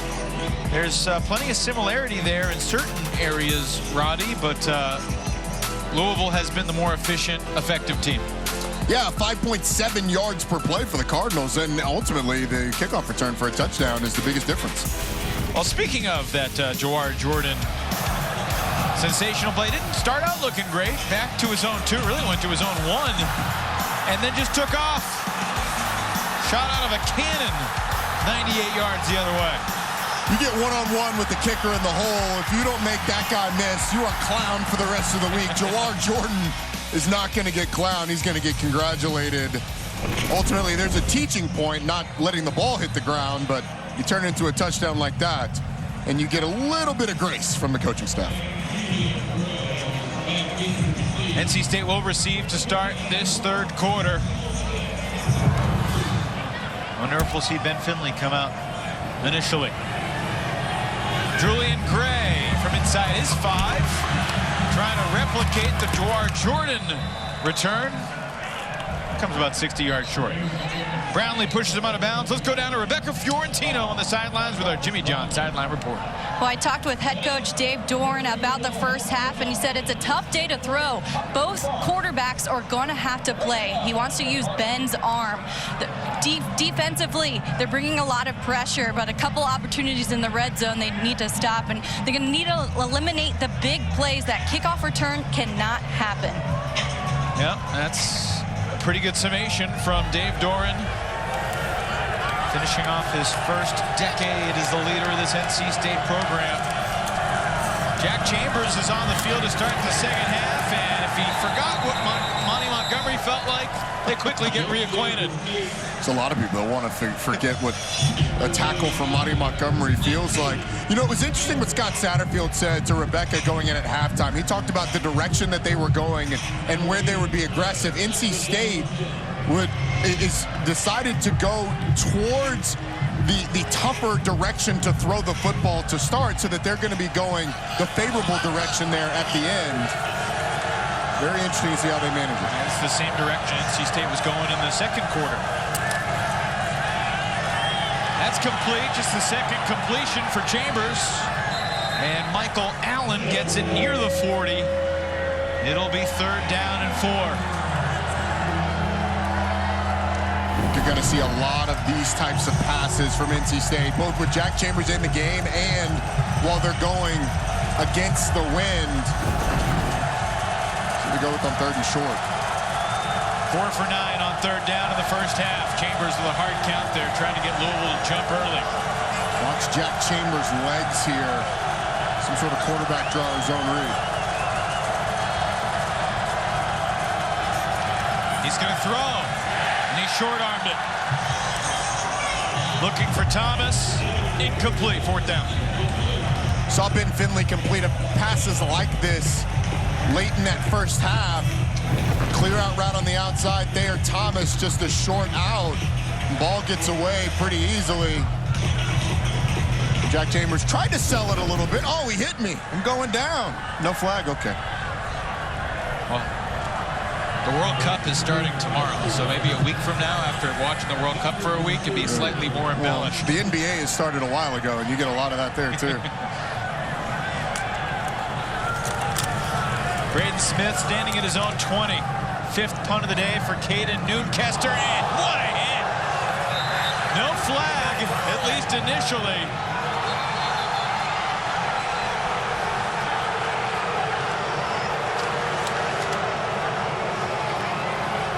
Keon Lassane with the stick. Well, you had Braden Smith opting not to call the fair catch, and thought it was pretty well timed by Keon Lassane. Braden Smith catches the ball and then is immediately hit by Lassane. Thought it was a good no call by the officials. Scott Satterfield obviously not super happy about it, but thought it was a little quick. Well timed by Lassane. 100 seconds into this second half. And Brock Doman, after he threw 13 passes, completed 7 of them. 79 yards passing, lots of time, throws it away. Doman has, for the most part, made the smart decisions for Scott Satterfield's offense. Yeah, he has. He's managed it well. They've been able to run the ball a decent amount. He's used his legs some too. And it's really been the complementary football. That first field goal was assisted by a great defensive stop, pinning NC State back deep, which forced them to have great field position. On second down, Doman completes it to the outside. Tyler Hudson with a gain of 8. Good job of Tyler Hudson being on the same page as his quarterback, working back to the sideline when Brock Doman starts to roll out, giving him a lot of room to throw that football. And I think Doman, from a comfort standpoint, it does not seem like this one has been too much for him. I think that starting experience earlier in the year and the confidence that he's had through his journey has been evident today. When he first visited Louisville, he said, I had the feeling this is heaven. After the long journey he has had through 4 previous stops. And on 3rd and short, a completion again to Hudson for the Cardinals' first down. It's a good delivery by Brock Doman. Good route combination, but Doman coming off the play action, fires it.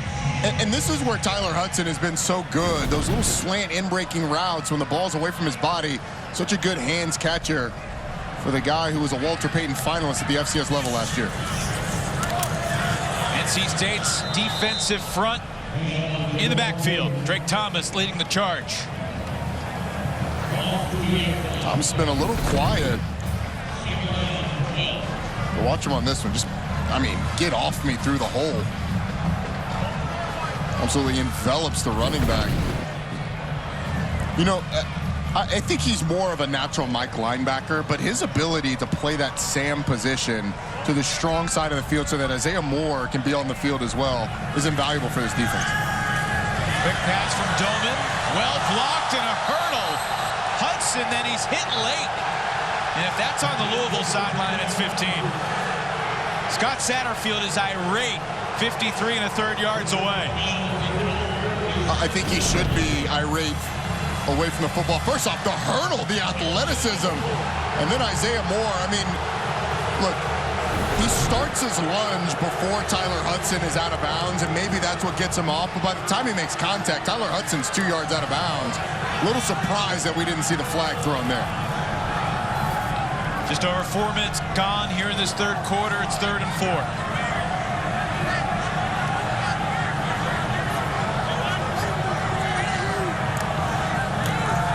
Doman. Pretty good job protecting, but time runs out. And it's incomplete. Thomas, you talk about the football instincts, Rodney. I mean, is that just a natural thing that a guy has? Yeah, well, it's some of it is natural. Some of it is film study. Some of it is just a desire to always impact the game. Watch what Drake Thomas does on the left side. He's just going to spry Brock Doman right there. Meets him in the hole. There's nowhere for Doman to go, and he causes that 3rd down incompletion. That's not going to go down for anything in the stat book other than maybe a hurry, but Drake Thomas caused that. Mark Bassett punted 3 times in the first half. It's a low line drive kick. Punted left-footed that time. Yeah, that was strange. And it will work out about as well as Bassett could have imagined. It's still trickling. I think the wind is actually blowing it. That's a 50-yard punt in the stat book. We don't show too many replays of punt. We might have got to take a look at that one when we come back. The rugby-style lefty kick. NC State backed up inside the 5. Stuart Mullins wearing the white hat and the headset, taking a look at that last punt. Left-footed kick from the Aussie, and this might have been off the leg of Hutchinson right around the 13-yard line. That's what they ultimately ruled on the field after further discussion. Yeah, and we thought that the trickling inside of the 5-yard line was just due to the wind, and it had not been touched at that point. It did look like it glanced off the leg of Hutchinson. Stuart Mullins taking a long look at this one. Yeah, so that was the call on the field, that it did go off the leg of Hutchinson. I don't think you can tell from that angle. It was close. It was very close. The ball was illegally touched at the 13-yard line. First down.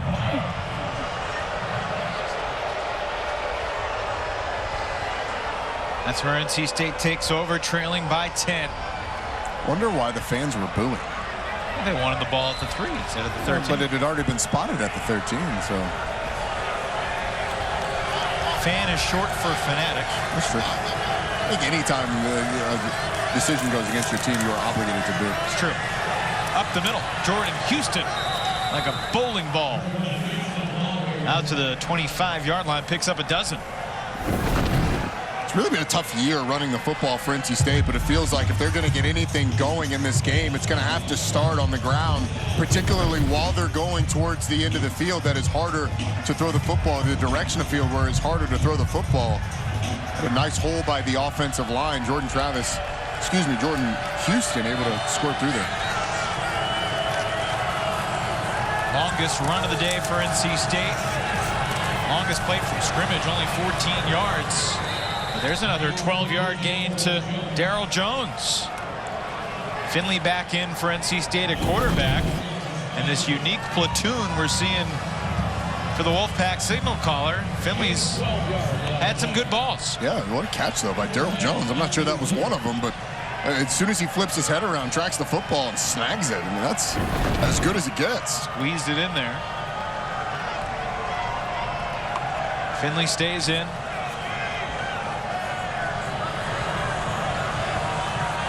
Again, Dylan McMahon replacing Grant Gibson at the center spot. Play action, pressure coming. Downfield, Darryl Jones. Best throw of the day from Finley. And the longest play from scrimmage for NC State, 17 yards. Talk about arm talent. Watch Ben Finley, who fades to his right and then throws back to his left, right on the money to Darryl Jones. That's a big-time throw, a big-time ability throw. You can't teach that. Your momentum going one way, the arm strength to throw it back the other on the money. How about the emergence of Darryl Jones in this one? 12, 12, and 17, the last 3 plays for NC State. And Houston with another good chunk. It's a first down for Houston. He'll pick up 11 before Chandler Jones brings him down. Or I take that back. Until Chandler Jones slows him down. He never brought him down. Yeah, offensive line does a nice job of blocking. Says, Houston, you are clear for takeoff. Explodes up the middle. And now you've got a little bit of momentum on this NC State offense. They've found something with Ben Finley's ability to throw the football. A little bit of the RPO they've worked in there. And now I think it's going to force Louisville to back up a little bit and make it easier to run the football. 4 straight plays of 10+. Finley looking back for the wheel route, and he's got his man. Michael Allen, 34-yard touchdown. NC State right back in it.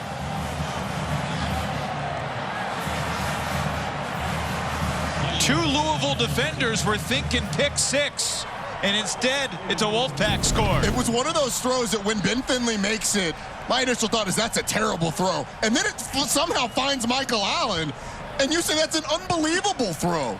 I mean, Jarvis Brownlee was right there with an opportunity to make a play on the football. Looked like he might pick it off. It ends up in the hands of Allen. Nobody's near him.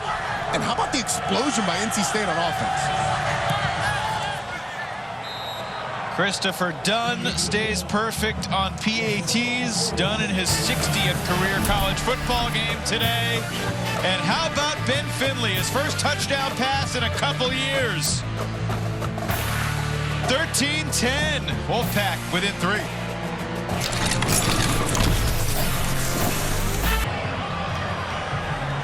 What a drive for Ben Finley and the Wolfpack. Our 5-star drive summary brought to you by Yellowwood. It was one chunk play after another, Roddy Jones. Really was. I thought their ability to run the football was really important on that drive, but Ben Finley, the throw to Daryl Jones, and then obviously the throw to Michael Allen, 2 really high-level throws on that drive.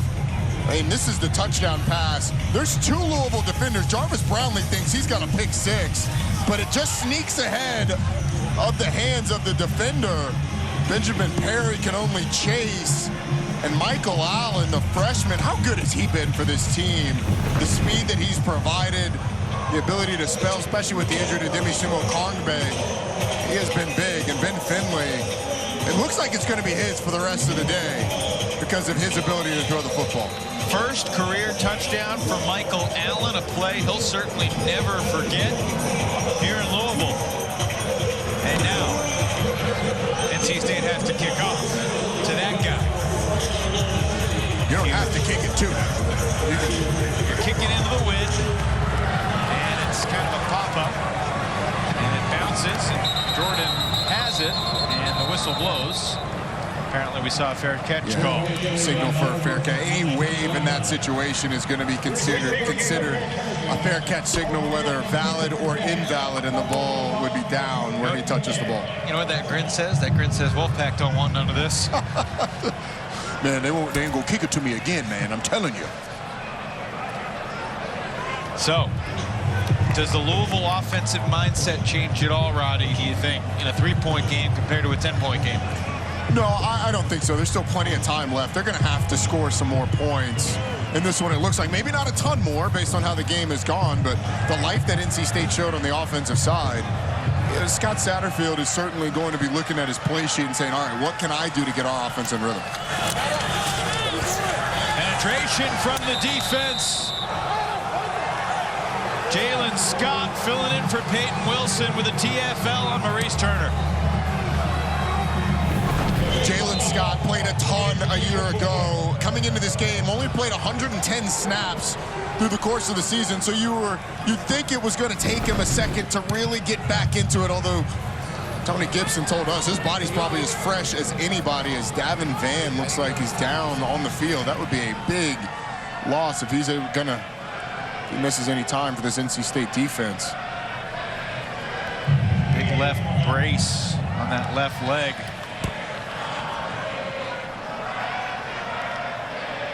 We'll take a timeout as they check out the sophomore from Cary, North Carolina, Davin Vann. ACC football is brought to you by your local Toyota dealers. Toyota, let's go places. And CPI Security, home security that protects what matters most. We are midway through the 3rd quarter here in Louisville. Dave Doran's Wolfpack trailed by 10 at halftime, but got a stop. And then a touchdown drive engineered by Ben Finley to bring it back to a 3-point game. A chilly day here in the Derby City has gotten cooler. It's a real feel of about 24 degrees right now. It could cool off in the low 20s, upper teens tonight, Roddy Jones. And it's funny how quickly it's changed in the South. Like last week across the country, across the southern part of the country, it's like 70 degrees. And all of a sudden this week, everybody's cold. Scott Satterfield said they left for Clemson on Friday. It was 70. They came back. It was snowing. Yeah. It's quite the wake-up call for these guys. Brock Dolman, though, he don't care. He's got no sleeves on. He's not soft like some of the people up here in this booth. From Colorado Springs. Yeah, he is from Colorado Springs. I was referring to myself, by the way. I didn't want to call you out. Look, I've got 6 hand warmers up here. You came well prepared. Yes, I did. You gave a couple of them to Rebecca, right? I gave a couple to you. Here's Brock Dolman. Open man deep into the flat. And a pretty good game. Marshawn Ford takes it across the 30. Picks up 14. Good protection by this Louisville offensive line. NC State opts only to bring 3, and then a 4th adds late. But when you drop numbers like that, if you're able to if you have a savvy player on the other end, like Marshawn Ford, he's able to find a soft spot in that zone.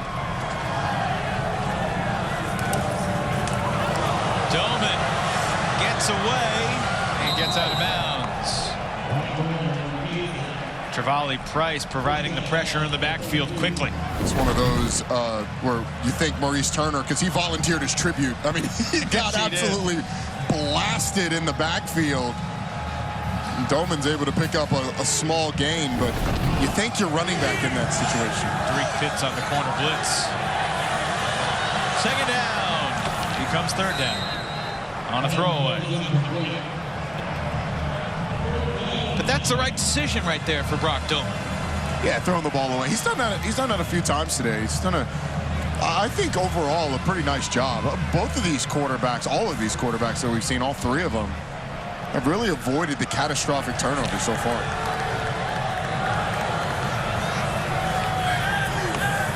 5 of 11 on third downs. Cardinals need the 42. NC State's misaligned. Really figured it out. Only a 3-man rush. Although Doman's being spied by a couple Wolfpack linebackers. Jakeem Harris, one of the safeties, helped force him out of bounds. And an injured member of the Wolfpack D is down on the sidelines. I'm telling you, this NC State team has been so banged up with injuries. Saw Davin Van go out with what appeared to be a cramp earlier. They were working, pressing that toe back like that's what it was. And now another defender down on that side.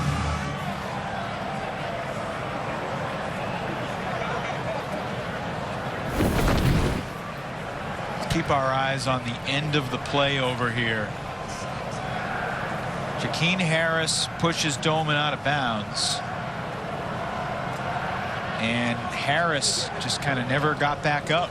That would be a big loss. Tyler Baker-Williams out in this game. Devin Boykin was taken to the locker room earlier. Have not seen him back in. Jakeem Harris kind of does everything for this defensive backfield. And they're filling that spot. Good to see him pop up, especially if you're an NC State fan. Looks to be all right. Head into the 10th. At his 4th career pick a couple weeks ago in the big win over Wake Forest. And then the heartbreaker last week, Ryder. We haven't talked about the PI call all game long. No, we haven't. Dave Doran, understandably feels like they had one stolen from them. And that's a really tough feeling to have in front of your football team after the game and in the ensuing couple of days. Yeah, it's unfortunate. It's part of the emotion of this week, having to get over it. It was a missed call on the other side that went against them. Bassett, more conventional kick this time. And a fair catch made by Thomas. 41-yard punt. Let's check out the last drive by NC State, presented by Range Rover Sport. 5 chunk plays for the Wolfpack. Catch by Daryl Jones. That was the first one. Then this one, Ben Finley kind of fades to his right, goes back to his left. But this throw was the best one of the bunch to Michael Allen right in front of a defender. Allen's able to catch it and get in the end zone. Signs of life from this NC State offense. And Ben Finley probably gaining a lot of confidence after some big-time throws on the last drive. He was 3 for 3 for 63 yards and a touchdown. You see the versatility. 21 different guys have caught a pass this year for the Pack. Back to the ground where the last drive really started with Houston and Allen in the backfield. It's the freshman Allen for a solid 5-yard gain.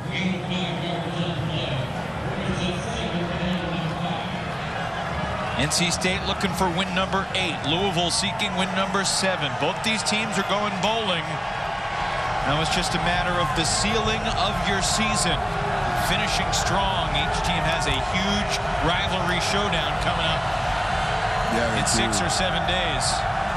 NC State's still on that pursuit of 10 wins. They have to win out to get there. Finley to the air, and that ball is intercepted. Keitrell Clark read it, stole it, but they call it incomplete. Oh my, looked like he had it. What a break on the football by Keitrell Clark. Anticipates the slant route on the RPO. breaks on it, and yeah, it falls to the ground, obviously. It's actually a pretty good defensive play on the other side. But I believe that's Julian Gray running the route. Good job of him playing defense. It's a couple that have slipped out of the hands of NC State's defense. No turnovers yet in the game for either side. Louisville's forced more than anyone in the conference. And on third down, what a play call. And he's still going. Julian Gray slithers his way across midfield to the Cardinals 48, 25 yards. Just a simple little crossing route. Julian Gray wins at the line of scrimmage. A little pick there. A little veteran move by Thayer Thomas, just rubbing the defender. Within a yard of the line of scrimmage. Yeah. Legal. Well done by Thayer Thomas.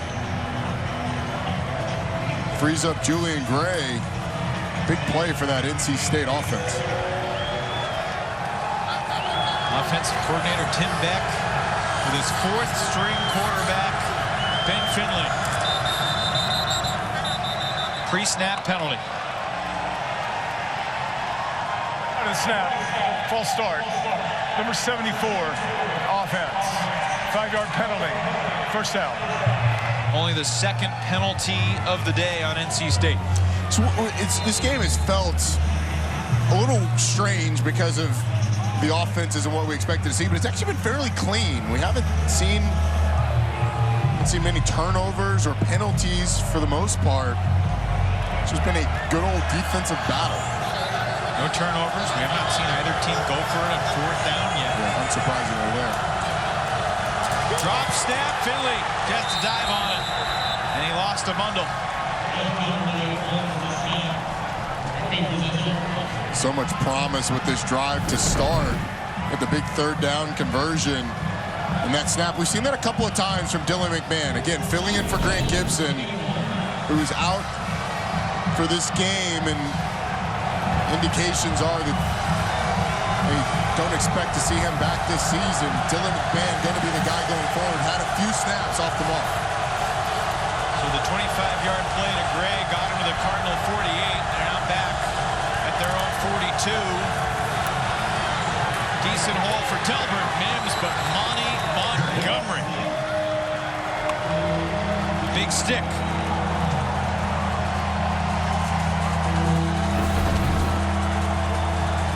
Conservative play on second down to get to a third, and just mostly long, not incredibly long, which is what they were before. Now it's kind of about field position as much as anything. You're trying to get as many yards as you can to try and pin Louisville back deep. Well, they let Ben Finley air it out on 3rd and 18. Looks like it. Finley incomplete. Looking for Lassane. 4th down.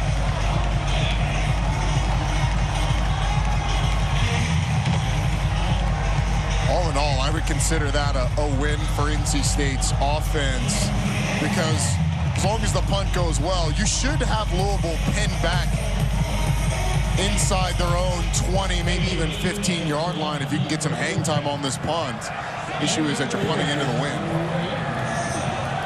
Noonkester averaging about 39 yards per punt. This will be his 6th of the game. Braden Smith awaits at his own 17-yard line. Noonkester booms it away. Fair catch at the 21, bobbled, and Smith able to recover. 34-yard punt that time for Caden Noonkester.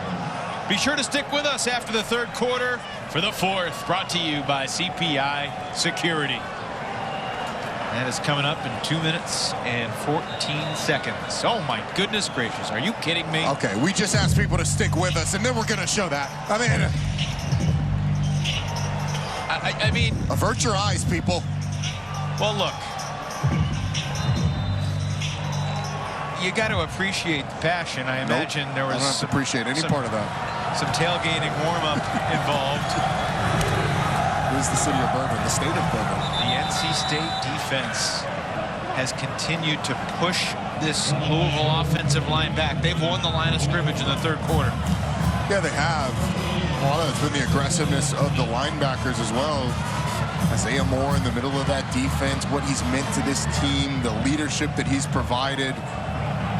Drake Thomas, who's been the best defensive player in the league, his impact overall. Those two guys have been fantastic. Dolan to throw. Deep downfield. And that's incomplete. A late flag. 3 flags fly. Looking for Huggins, Bruce, and Harris. Can't believe it. Tell you, Roddy, watching it live, I can't either. Interference. Number 4, defense. 15-yard penalty and an automatic. First down. I did not see that live. Apparently, we missed something because 3 penalty flags. And yeah, I mean, Cyrus Fagan does impede the receiver's ability to come back to the football, so it is a good call. Who's more focused on Jakeem Harris coming across?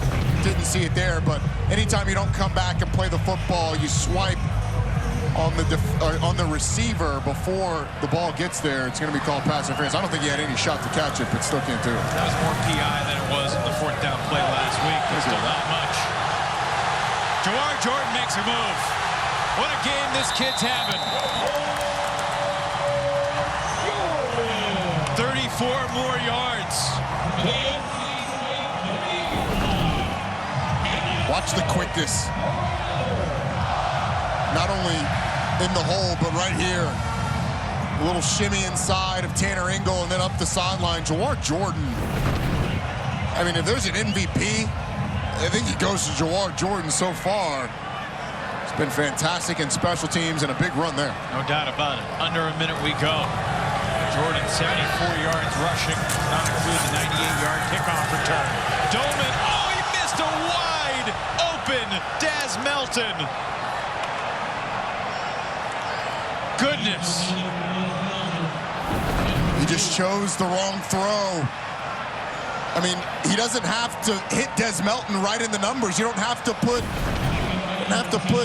a lot behind that football. Just put it up in the air and let him run under it, or give him some air and let him adjust to it. Brock Doman tries to throw it hard and put it right on the receiver. Just the wrong choice in that situation, and it cost him probably a touchdown. Fresh defensive front out there for NC State on 2nd down. And yeah, they run the play, they get Melton open, and then Doman misses him, and Jordan gets drilled there. It's like just completely opposite of what happened a second ago, where he kind of jumps and bumps off the lineman and lands on his feet. That time he jumped, hit his own lineman, and fell backwards on his bottom. 3rd and 8 from the 28.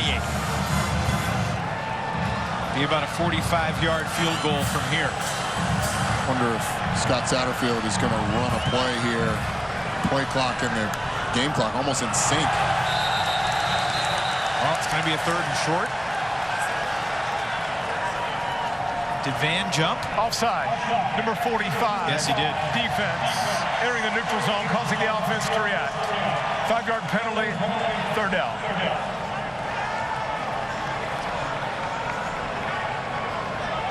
Not ideal for the Wolfpack. Certainly not. A couple of big penalties on this drive. That one doesn't cost them a 1st down, but it does make it much more manageable for Louisville.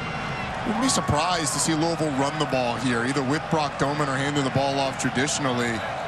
They're going to let it go to the 4th quarter, though, before they make that decision. Yep, big 3rd down on the other side. Only points in that 3rd quarter belong to NC State. First career touchdown for the true freshman running back, Michael Allen. 34-yard score. And it's a 3-point game in Louisville as we head to the 4th.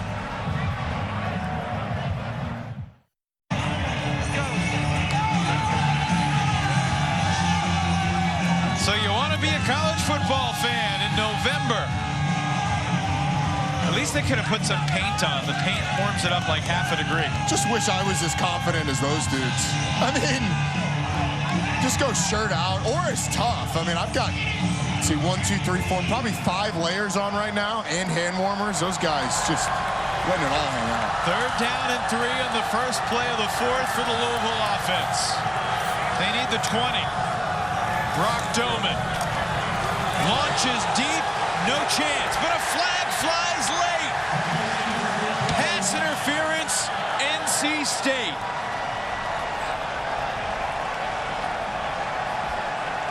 Pass interference, number 24, defense. 15-yard penalty and an automatic. First down.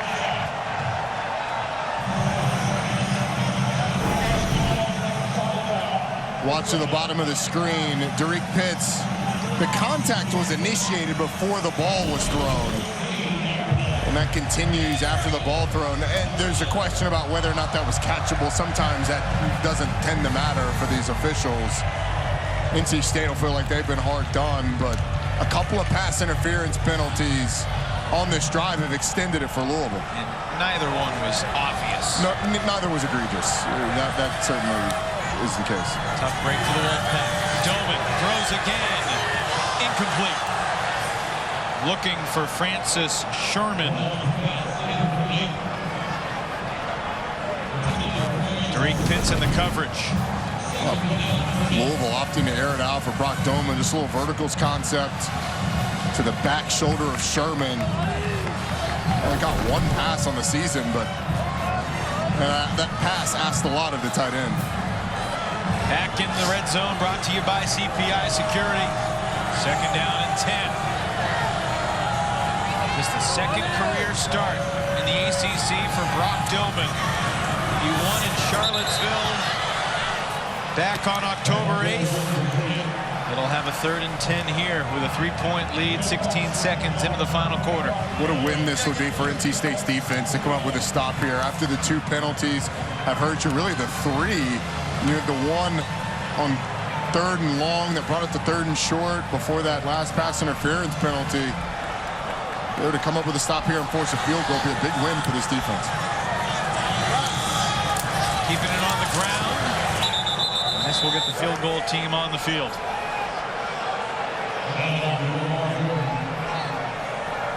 Short gain for Jordan. And here comes James Turner in the field goal unit. Seen the big play on special teams for Scott Satterfield's crew. Dave Dorans.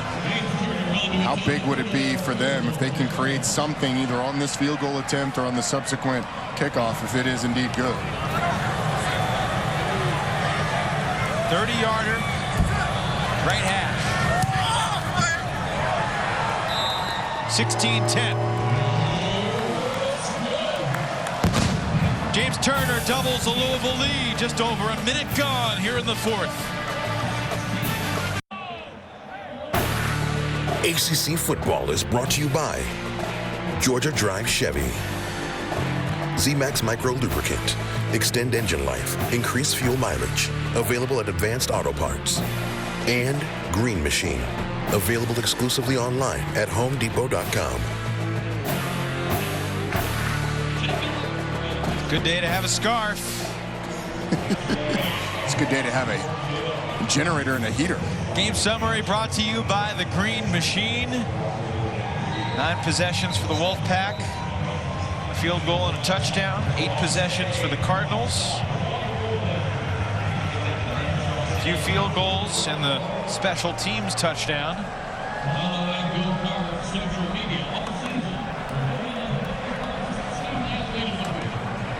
Well, Dave Doran has had a tough week in the aftermath of the bad call at the end of the game against BC. And then you wake up to the news Monday morning, and that just doesn't make you want to deal with football. Like, it changes your perspective on everything. And then you realize MJ Morris can't play, and you lose Grant Gibson. And here they are, within a one-possession game on the road against a good Louisville team. And Julian Gray will set up this drive right around the 25-yard line. Well, we've talked about the weather and the elements and the wind and the chill. Member of our crew that's feeling it more than anybody is Rebecca Fiorentino down to the field. Rebecca? That's right. Luckily, I have a heated vest on, and no doubt the weather can play a factor in a game, but also it's simply a mindset. Coach Satterfield said he told his team this week, we can't control the weather, but hey, let's make it a positive for us. We've been practicing in this weather all week. We're playing on our home field. They're coming here. So on the benches, they have heaters and heated benches plus jackets. And shout out to all of our camera crew and everybody else running cables in the elements too in these chilly Kentucky conditions. Thayer Thomas with just his second catch of the day there, Roddy, and a good play to start this drive. Wide open out there in the flat. They're able to scheme it up where Thayer Thomas gets back involved. It's really been everybody other than Thayer Thomas today. Daryl Jones, it's been a big part. Julian Gray as well. That time they get the old wily vet involved. Today's his 60th college football game. I feel like I say that a lot, but it just feels notable because there was a time when no one played 60 college football games. Finley overthrows Lassane. There was certainly a little contact there. You know, the NC State fans are sarcastically cheering from their couches for a flag. Maybe not so sarcastically. I was going to say, maybe very earnest in their demands for a flag anytime there's contact down the field. But they are now going the direction where it is easier to throw the football. The wind is at your back, and while it doesn't make it easy, it is certainly the lesser of the two directions to go. On second down, flag flew on the snap. And we'll check it. A couple Louisville defenders lined up offsides. Offside. Defense, number 7, lined up in the neutral zone. 5-yard penalty. Second out. Not sure he was the only one. I thought Ashton Gelati might have been offsides too by alignment. There's 2 guys to the bottom. Oh no, that's Yasir Abdullah next to him. I thought both of those guys were a little bit in the neutral zone. Free 5 for NC State. Second down again. Houston falls forward, lost the football late. Pile up ensues. No signal yet. And they're spotting the ball as if you were down initially. Montgomery may have. The ball carrier was down. Dislodged it. Possession. 4th down.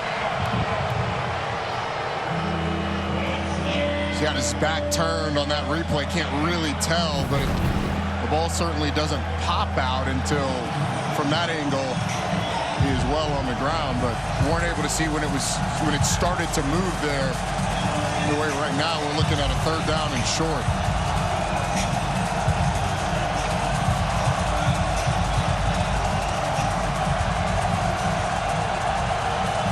Third and 2. Houston. I was going to say he got it, but with the spot, he's a foot short. I thought the surge had him further along than that. I'm with you. I kind of felt like it was pretty obvious that he got it. And where this is currently spotted, he's going to be 6 to 12 inches shy.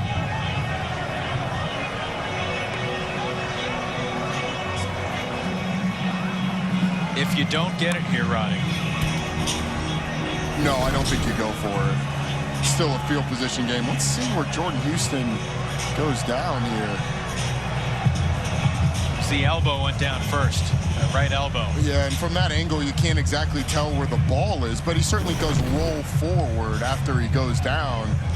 I don't think the officials were quite as far off as I initially assumed they were. 4th down. It's such a tough decision for Dave Doran. With it being 4th and inches, I would not blame him for thinking about going for it here. It's still a field position game. It's 1 score, so you basically gift Louisville the chance to have a short field. You got a big quarterback, 6'3", 205-pound Ryan Finley. We have not yet seen him take a snap under center. So what do you go with here? The loudest crescendo of the day from this Cardinal crowd. I think either way, it's a hard count, trying to draw him off sides. 4th and 1. Snap. Pitch.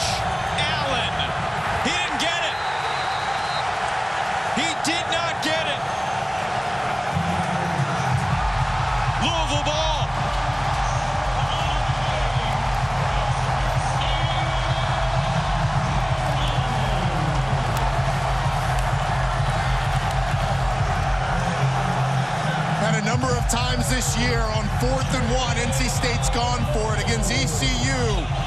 Inside the 1-yard line, they go for it 4 times. Weren't able to get it last week against Boston College. 4th and 1 on the 1-yard line, not able to get it. That time they pitch it back and try and get blocks on the perimeter. Momo Sanogo, who has been so good for this Louisville defense, fights off a block and tackles Michael Allen in the backfield. Just think, if you're going to go under center, why pitch it back? Run a quarterback sneak, you've got inches to go. Nonetheless, Louisville comes up with the big stop on 4th down. Huge play by Sanogo. And the Cardinals on the ground with Jordan. 2 yards gives him 78 rushing yards on the day. And you know, Evan, there's so many of these decisions come down to gut feel. Obviously, there's some analytics involved or evidence involved in what your decision making is going to be. But sometimes even the numbers say, hey, it's your choice, coach. Go for it or not.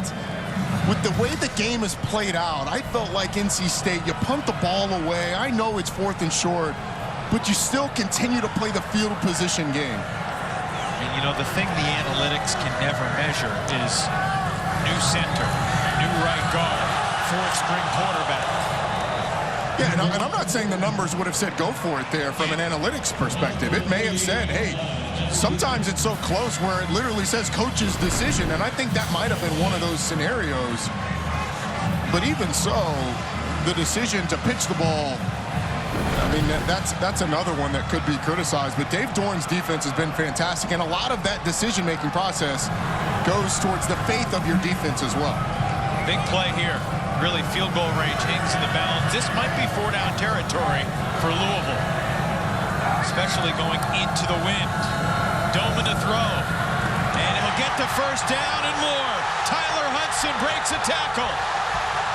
Hudson out of bounds inside the 1 as Cyrus Fagan saves the touchdown. Brock Doman fired up. It's a nice delivery off coverage from NC State, basically giving them the underneath route. And then Tyler Hudson, part of the evolution of his game has been the ability to break tackles. Shaheem Battle just falls off of the big receiver. He's able to get up the field for a big play to get down inside the 5-yard line. They spotted in the 2, Roddy. I'm not sure he's out of bounds before that ball's inside the 1. But alas, 1st and goal from the 2. As Louisville tries to break it open. Jordan is in. The star of the game strikes again. Jawar Jordan, touchdown.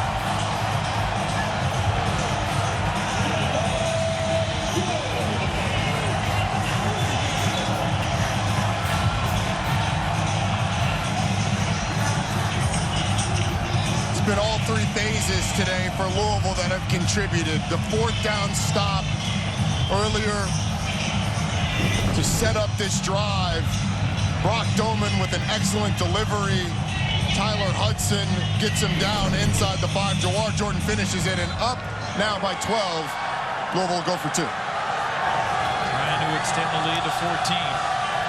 Doman, good time, flush to his right, throws, incomplete.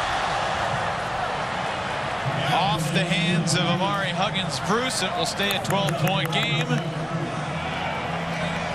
But NC State's going to need a couple of touchdowns.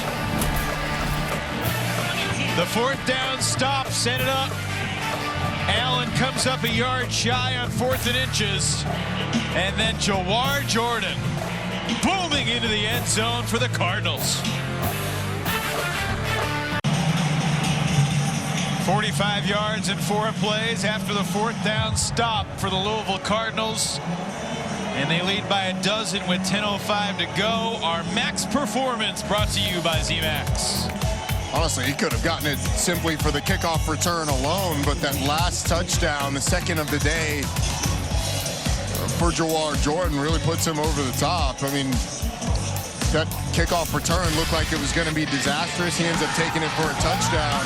His ability running the football has been on full display as well, and his role has grown this year with the injuries to Tyon Evans, who's been banged up for a lot of the season. We have not seen him today.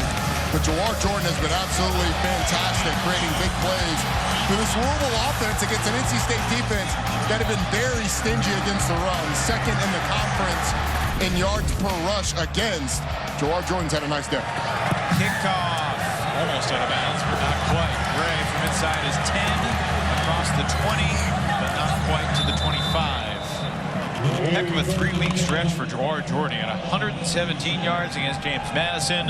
Ran for 73 last week against the Clemson Tigers and their fierce defensive front. And against a pretty darn good NC State defense, admittedly without Peyton Wilson. 85 yards on 15 totes for Jordan. The thing that he's given them is that explosive ability out of the backfield where you get a seam and he's able to make you pay for it. And now what does NC State do? It feels like they're going to have to open it up a little bit more offensively. Ben Finley back out there. Didn't start today, but he's played the bulk of the game. That pass dangerously tipped and incomplete. Javar Brownlee got a piece of it. Excuse me, Jarvis Brownlee. He's been in the mix a bunch today. He has, and Ben Finley's passes have sort of been dancing around the hands of defenders. I mean, so many times there have been fingertips away from picking it off. He has so far avoided an interception, but Louisville's had its chances. All those scout team experiences have mostly come wearing a green jersey, which means he can hang on for an extra second. No green jersey here. He's feeling the contact from the Louisville front. Ashton Gelati and Desmond Tell combined for the sack. And it was caused by Yaya Diaby. Watch him come from the right side. He forces Finley up in the pocket. He's fired up because he didn't get the sack, but Gelati's saying, "Thank you, sir. I will take that. May I have another?" Brings Ben Finley down to the ground. Fourth sack for the Louisville defense. Multiple sacks in 10 of 11 games this year for Louisville. Third down and 14. Three-man rush. Finley throws short of the marker, but Lassane gets the yards after the catch and continues to push out near the 40. Brownlee finally brings him down, but a key conversion for NC State. 19 yards to Lassane. Just a great job by Keon Lassane on the in-breaking route. There's traffic around him. Able to catch it knife upfield. And a quick restart and a quick stop. Yasir Abdullah in the backfield brings down Finley again.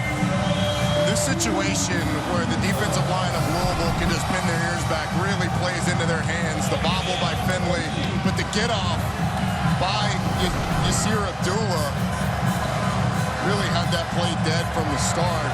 And here's where the crowd can play into it. It's really hard on those tackles because they don't get great jumps off the football. Couple sacks today for Abdullah. On second down to Houston. Look out. Keitrell Clark lays the boom. NC State's already converted 1 3rd and long on this drive. We'll dump off to Jordan Houston, and he pays the price for it.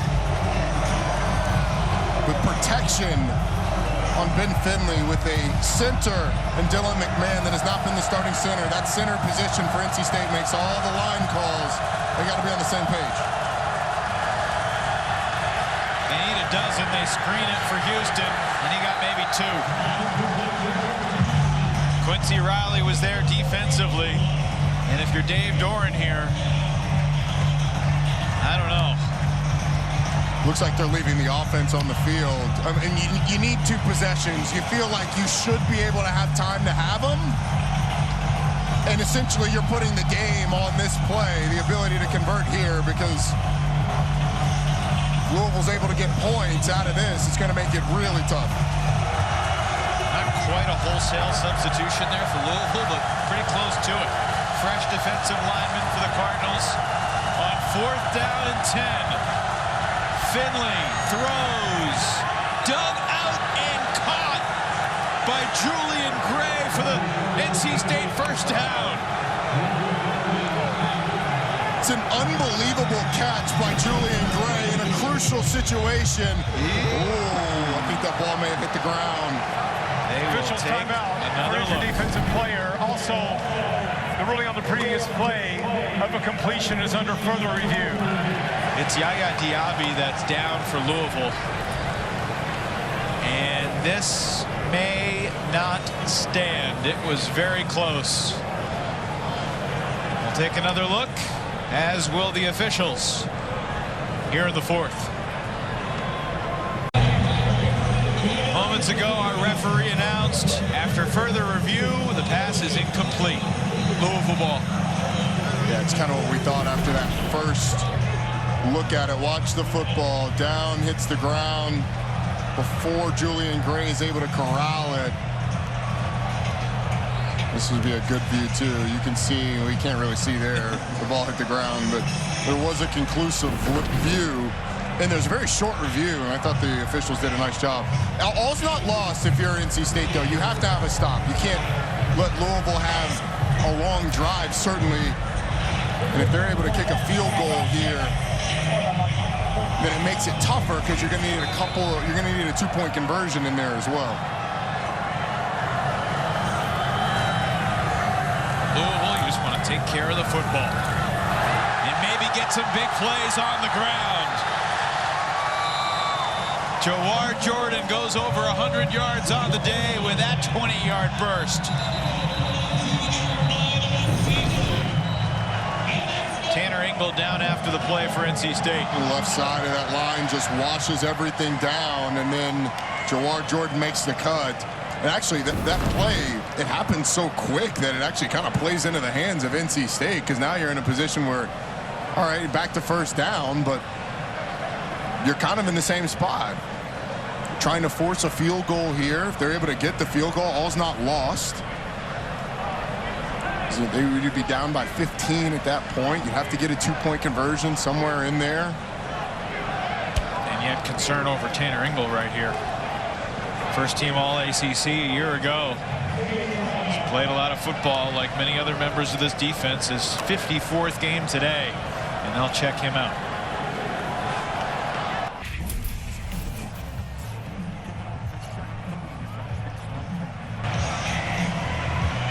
.6:42 to go here in Louisville.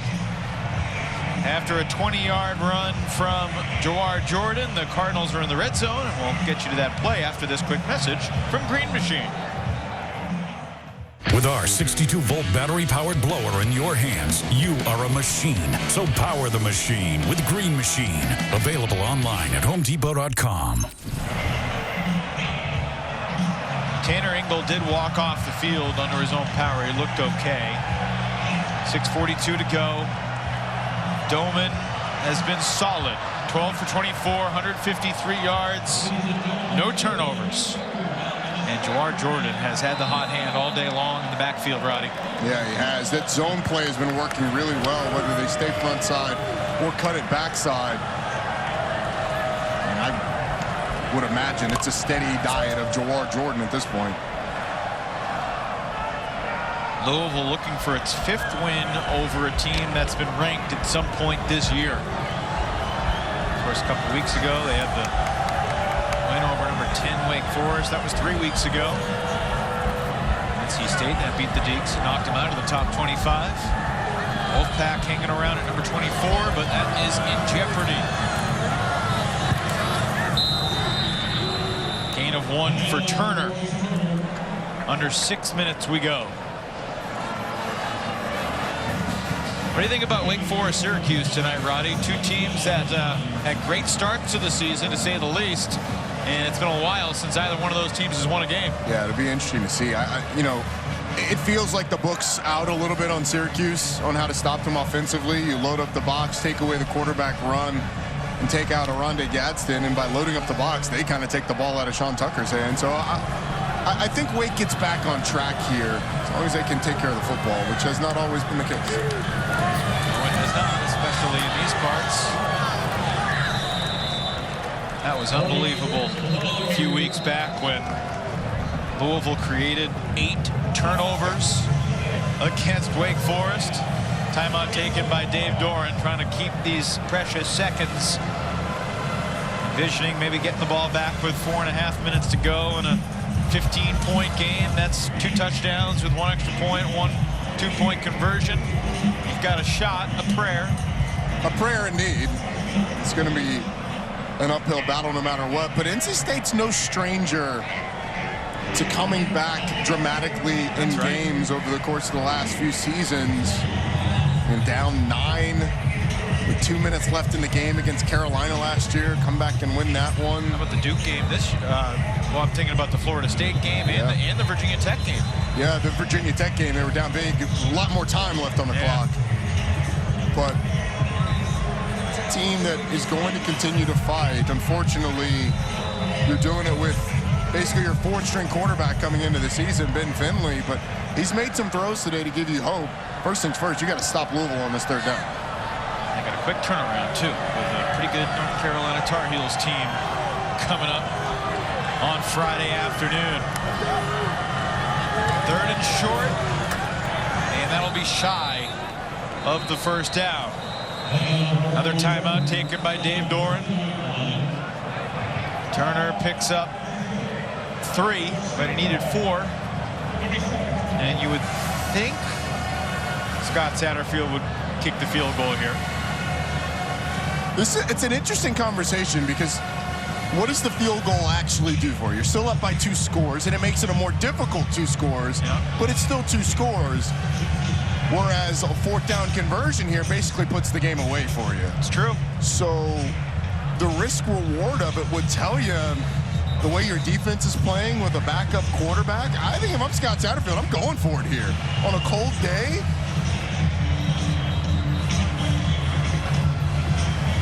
sort of the discussion that's being had, and ultimately you're thinking, all right, what gives us the best chance to win the game? And the best chance to win the game is converting this 4th down.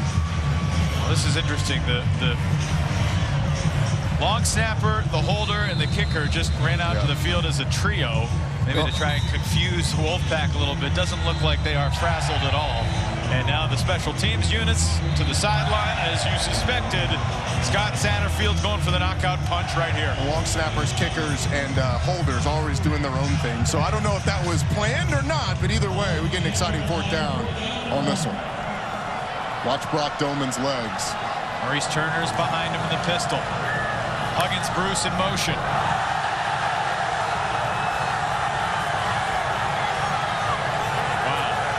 Saw Trevor Reed pointing. He never moved, though.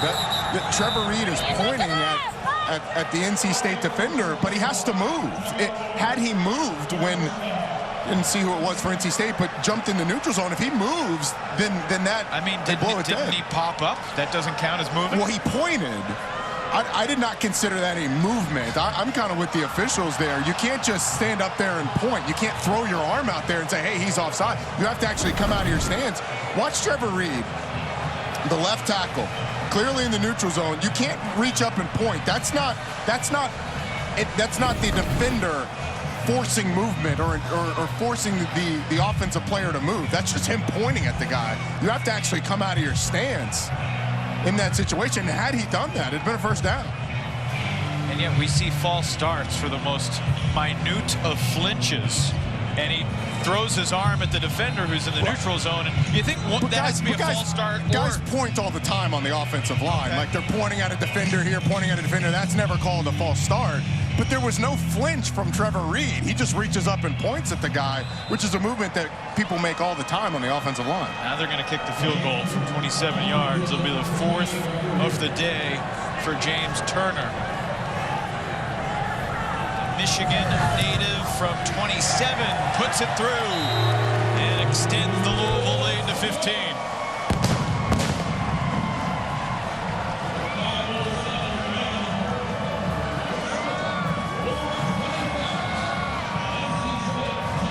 So Louisville only has 1 touchdown on offense, and that was a touchdown drive that was just 45 yards.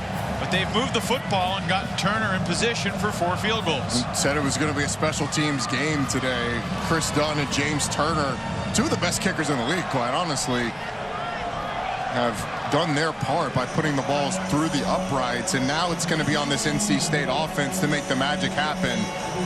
Going to need a drive, a score, probably an onside kick recovery and a score to throw a 2-point conversion in there and an extra point converted, and you're tied up. So you're saying there's a chance. Gray from the 6.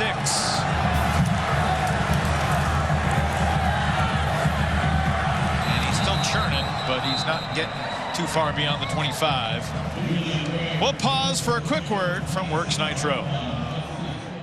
Meet Works Nitro. Powerful tools for any project with gas-like power without the gas. Fueled by PowerShare batteries to give you the power to outperform. 1 second. Under 5 minutes remaining. Quick, immediate answer here, Roddy. Who starts at quarterback for NC State on Friday against UNC? Depends on the health of MJ Morris. Good point.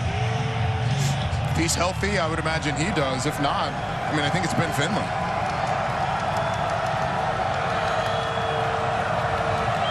Finley's 13 for 25, 169 yards and a touchdown. Play clock has expired. Scott Satterfield wants a delay of game. I think he's going to get it, too. Back judge threw the flag. Although I'm not sure. It was a pretty quick 25. Unless it was started before NC State came out. We're going to have a conversation about it. What's the call, Stuart? The ball was not spotted and ready for play with 25 seconds or more on the play clock. Please reset the play clock to 25 seconds. There's no foul for delay of game. 5-yard penalty on the officials for not spotting the ball quickly enough. Call goes NC State's way. How about that? Wolfpack Nation rejoices sarcastically. For the 26, incomplete. It's felt like those side adjust routes have been tough for Ben Finley and these receivers. Seen a couple of times where if Finley's expecting them to stop, but they keep going, or Finley's expecting them to keep going and they stop. Typically, when you're shoulder to shoulder with the defender, you keep running. When the defender's playing off, that's when you stop. They have not been on the same page.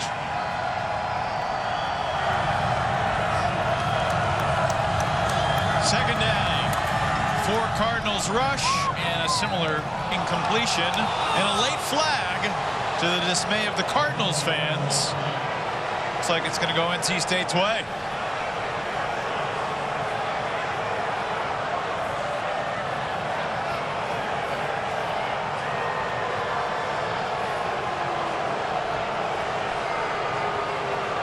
Pass interference, number 3. Defense, automatic. First out.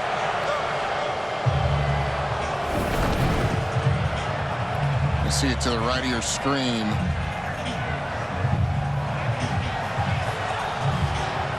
And he kind of had him by the back of the jersey before the break. I'm not sure that maybe a hold, but when the ball's in the air, it looked like Darryl Jones had already slipped. But either way, be a first down. It kind of goes towards what we've seen so far today. It does. Taking a chance. And it's not fulfilled.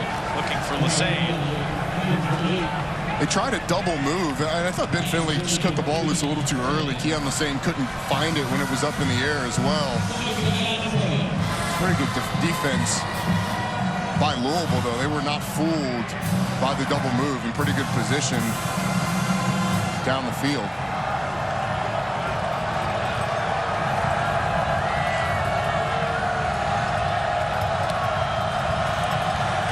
Pressure coming.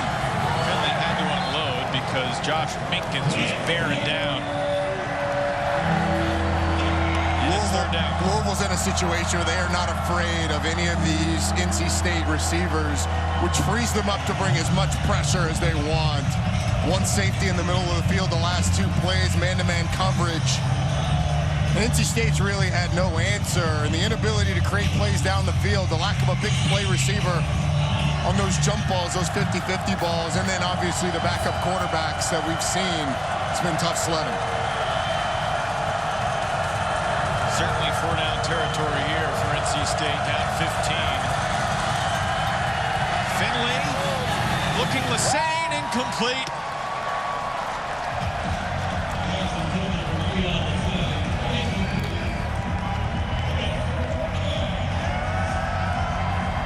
Now,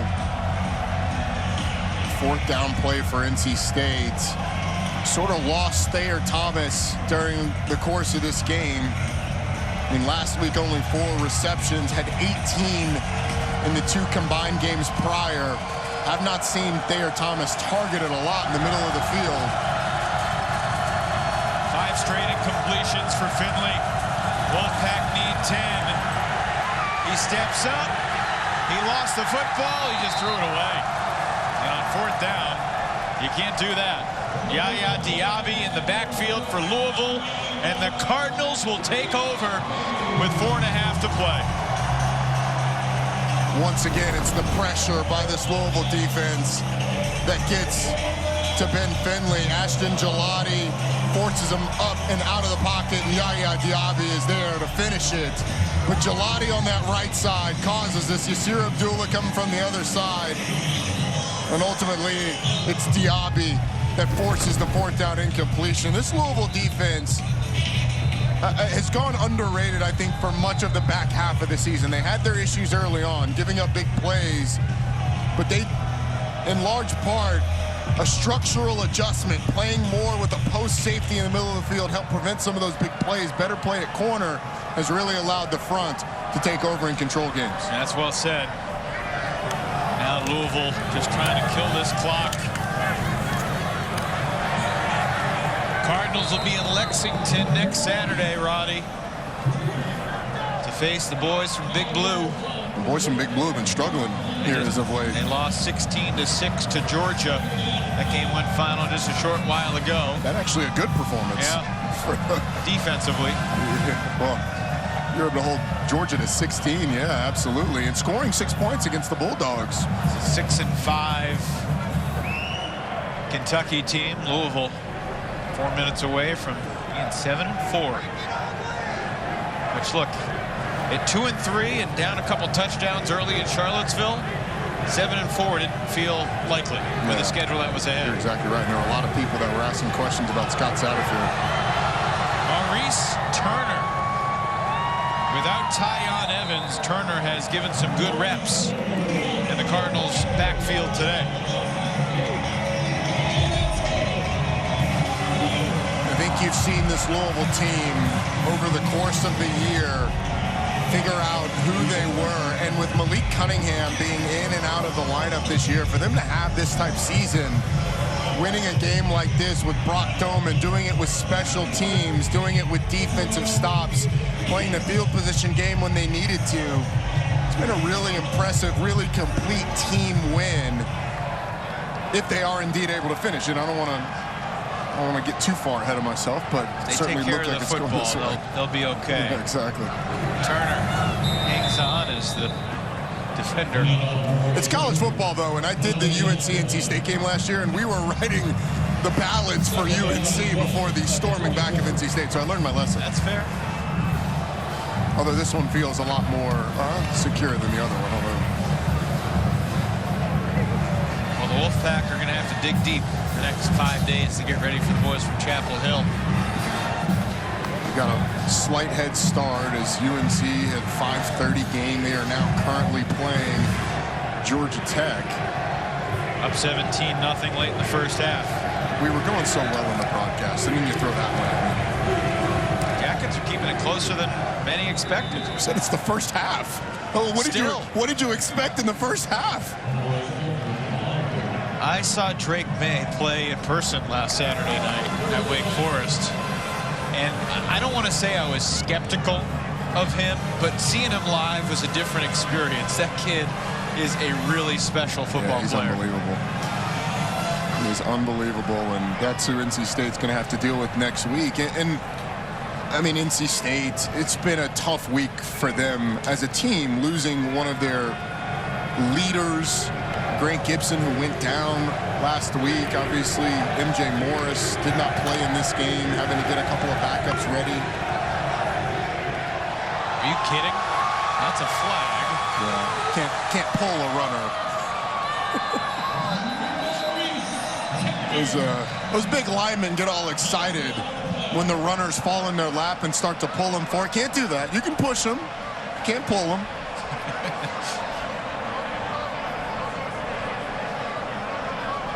Helping the runner, number 84, offense. 5-yard penalty from the spot of the foul. 3rd down. It's got to be one of the best referee signals in the book. Helping the runner. Never seen that before. It doesn't happen often, and I said it was one of the linemen. It's actually Des Melton. Come on, just stay up, freshman. Come on, we're going to the end zone. Oh wait, I can't do that. It wasn't me. I didn't touch him. It wasn't me. Helping the runner. You could call helping the runner on every play, but well, it's literally the job description of the offensive lineman to help the runner. Anyone ever do that to you? No, I wish. I'd had a lot more success if someone had helped me in that way. I was out there on the perimeter a lot, though. You know, Paul Johnson and get the ball pitched to me. Not a lot of people to help out there. Kind of on an island. I hear you. 3rd and 11 after the penalty. And Maurice Turner doesn't get any help this time. Oh, he's still going. But the whistle blew. 4th down.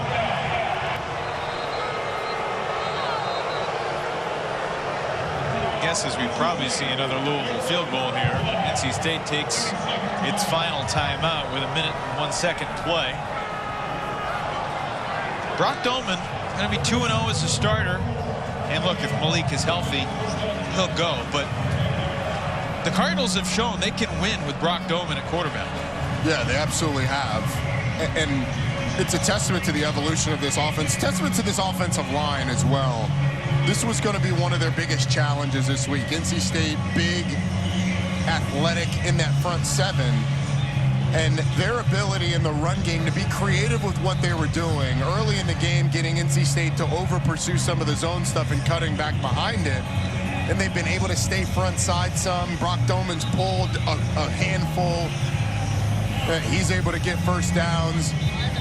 And they've been able to make just enough plays in the passing game.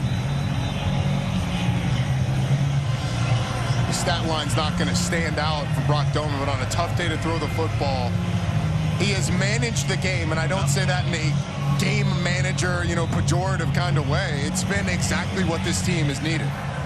Not exactly Malik explosive with his runs. But he didn't need to be. 6 carries, 26 yards. Solid. And Louisville, I don't think, had enough players out there. Louisville only had 10. Man came charging on late, but another timeout taken. Cardinals 192 yards on the ground against a pretty good rushing defense. It's been interesting this season for NC State because this defense has been very good this season. You mentioned it, #1 scoring defense in the league. And yet at times when you knew the offense was going to struggle, when you needed that stop from the defense, you haven't been able to come up with it. Against Syracuse, late in the game, down a touchdown, needed that stop. Sean Tucker goes for a touchdown. Last week against Boston College, now some would argue, and argue vehemently, I would be one of them, that they got the stop against Boston College. Flag comes out, and Boston College is able to score, ultimately the game-winning score with the defense out there. This defense has been so good, but so much has been put on them because of the struggles on offense that even a Drake Thomas-led crew that is so talented throughout. I mean, in modern college football, it's just so tough to win these low-scoring games. On 4th and 11, a first down will end it. Looking for the end zone. One official ruled touchdown, the other ruled incomplete, and now it's an incomplete pass. That was reminiscent of the Fail Mary. The end zone to the pylon was signaling touchdown. Well, NC State will take over on downs.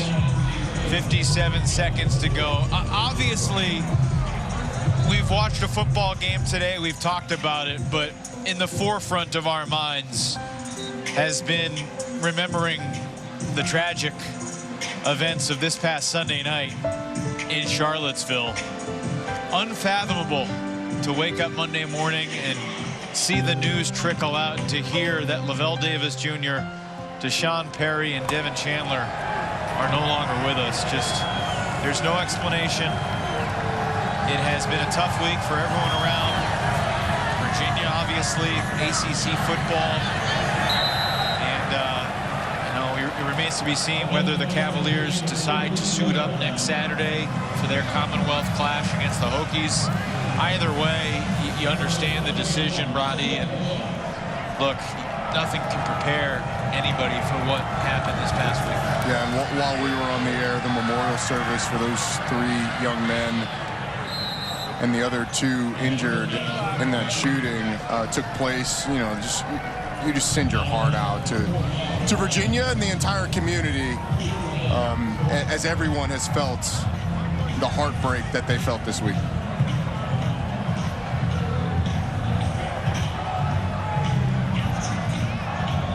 .27 seconds to go, separating Louisville from their 7th win of the season.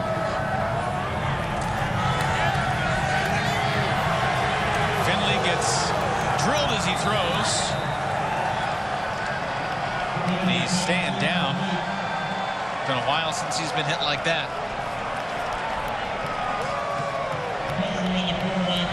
And NC State fans are just saying no.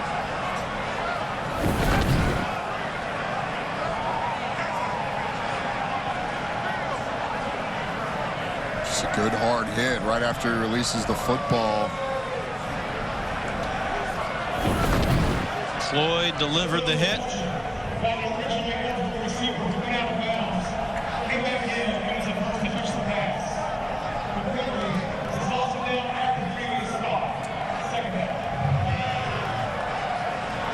Tough week gets even worse for NC State. I mean, it's over the course of Dave Doran, especially the recent tenure at NC State, the injuries that they have had, the injury issues that they have just been crippling. And last year, years like this one where there's so many expectations, and Devin Leary goes down, and obviously injuries subsequently after that, it makes you really appreciate years like last year where the opportunity to win 10 games in the bowl game was ripped from them on the morning of the game.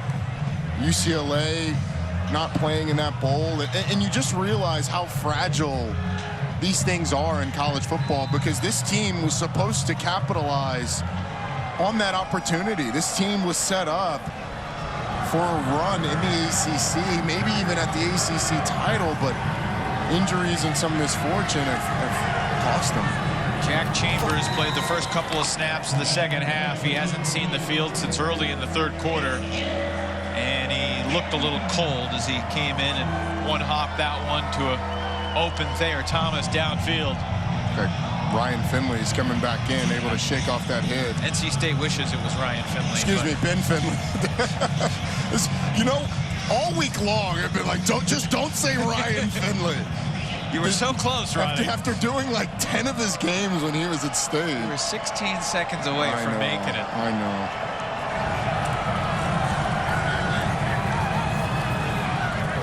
Porter Rooks.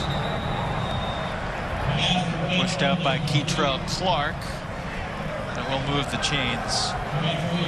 Believe it or not, NC State has more first downs today than Louisville. I believe it. They've had to grind it out more than Louisville has. I mean, you take a possession away for the kickoff return for a touchdown, and Louisville's had chunk plays. Complete and out of bounds. Julian Gray gets another chunk down to the final 5 seconds. And Finley back in, looking no worse for wear on that throw. Louisville just trying to keep NC State out of the end zone here on perhaps the game's final play. And it will be the first turnover of the game. Intercepted by Quincy Riley, who says good night as the Louisville Cardinals win for the 5th time in their last 6 games. A 25-10 win over the 24th ranked Wolfpack. NC State has a quick turnaround to play North Carolina on Friday. Bluegrass battle between Louisville and Kentucky on Saturday. Been a pleasure, Roddy Jones. Enjoyed it. For Roddy and Rebecca Fiorentino down to the field, Evan Lepler saying so long from the Derby City, where the Cardinals win it 25-10.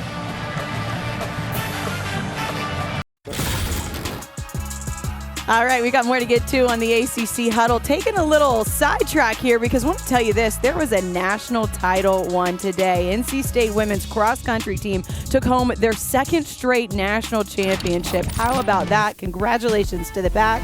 And speaking of NC State, let's see what the football team did today. Taking on Louisville. Without both of their starting quarterbacks in this game. No Malik Cunningham. It is senior night. Also, no MJ Morris. Score tied with under 5 minutes in the 2nd quarter, and the kick return from Jawar Jordan, EJ. Taking it to the crib, get an opportunity, making 2 guys miss and having enough speed. Remind me of a young Eddie Royal years ago, taking it to the house. What's that feel like, Eddie, when you get to that point? Man, just don't get caught. Hamstrings are screaming. Don't get caught, baby. Louisville up 10-3 after the extra point. Then it's a 13-3 game, and it's Ben Finley in the game. Yeah, you love to see it. You got to do whatever it takes to win a football game. North Carolina State makes a change here. Feeling good right now. That was Michael Allen on the touchdown reception, but Jawar Jordan just too much. Runs it in the end zone for a touchdown. Louisville goes on to win 25-10. This Louisville team has had some up and down things throughout this season, able to come back and battle back without Malik Cunningham today. EJ, what was your big takeaway for Louisville? Big takeaway defensively, I felt like they did a great job. You know, NC State was without their main quarterbacks, whether it was MJ Morris, they had Finley in there. To hold him, for less than 50% passing the ball, I thought was excellent. But really just the attack, winning the game in all 3 phases offensively without Malik Cunningham, and then the special teams part by that young man to take it to the house. It's always going to help you when you don't have your main QB. It was just a gritty win. It wasn't a bunch of turnovers that led to touchdowns. The defense didn't score. These guys just did what it took to win a football game. And what's crazy, what we need to remember and think about is how bad Louisville started. I mean, everybody wrote them off. And going 0-3 in the league, Coach, and then they've won 5 out of the last 6. And I think their defense was the catalyst. Yeah, they've turned it all around. They're playing complementary football. They get sacks, they get extra possessions, and then the offense You know what else they did tonight? 3 4th down attempts they stoned for NC State. So that was huge. It's impressive. Yeah, Jawar Jordan with that home run on the kickoff return, that was huge. And he ran for 100 yards, so he's definitely the player today. Without Tyon Evans out there, he stepped up.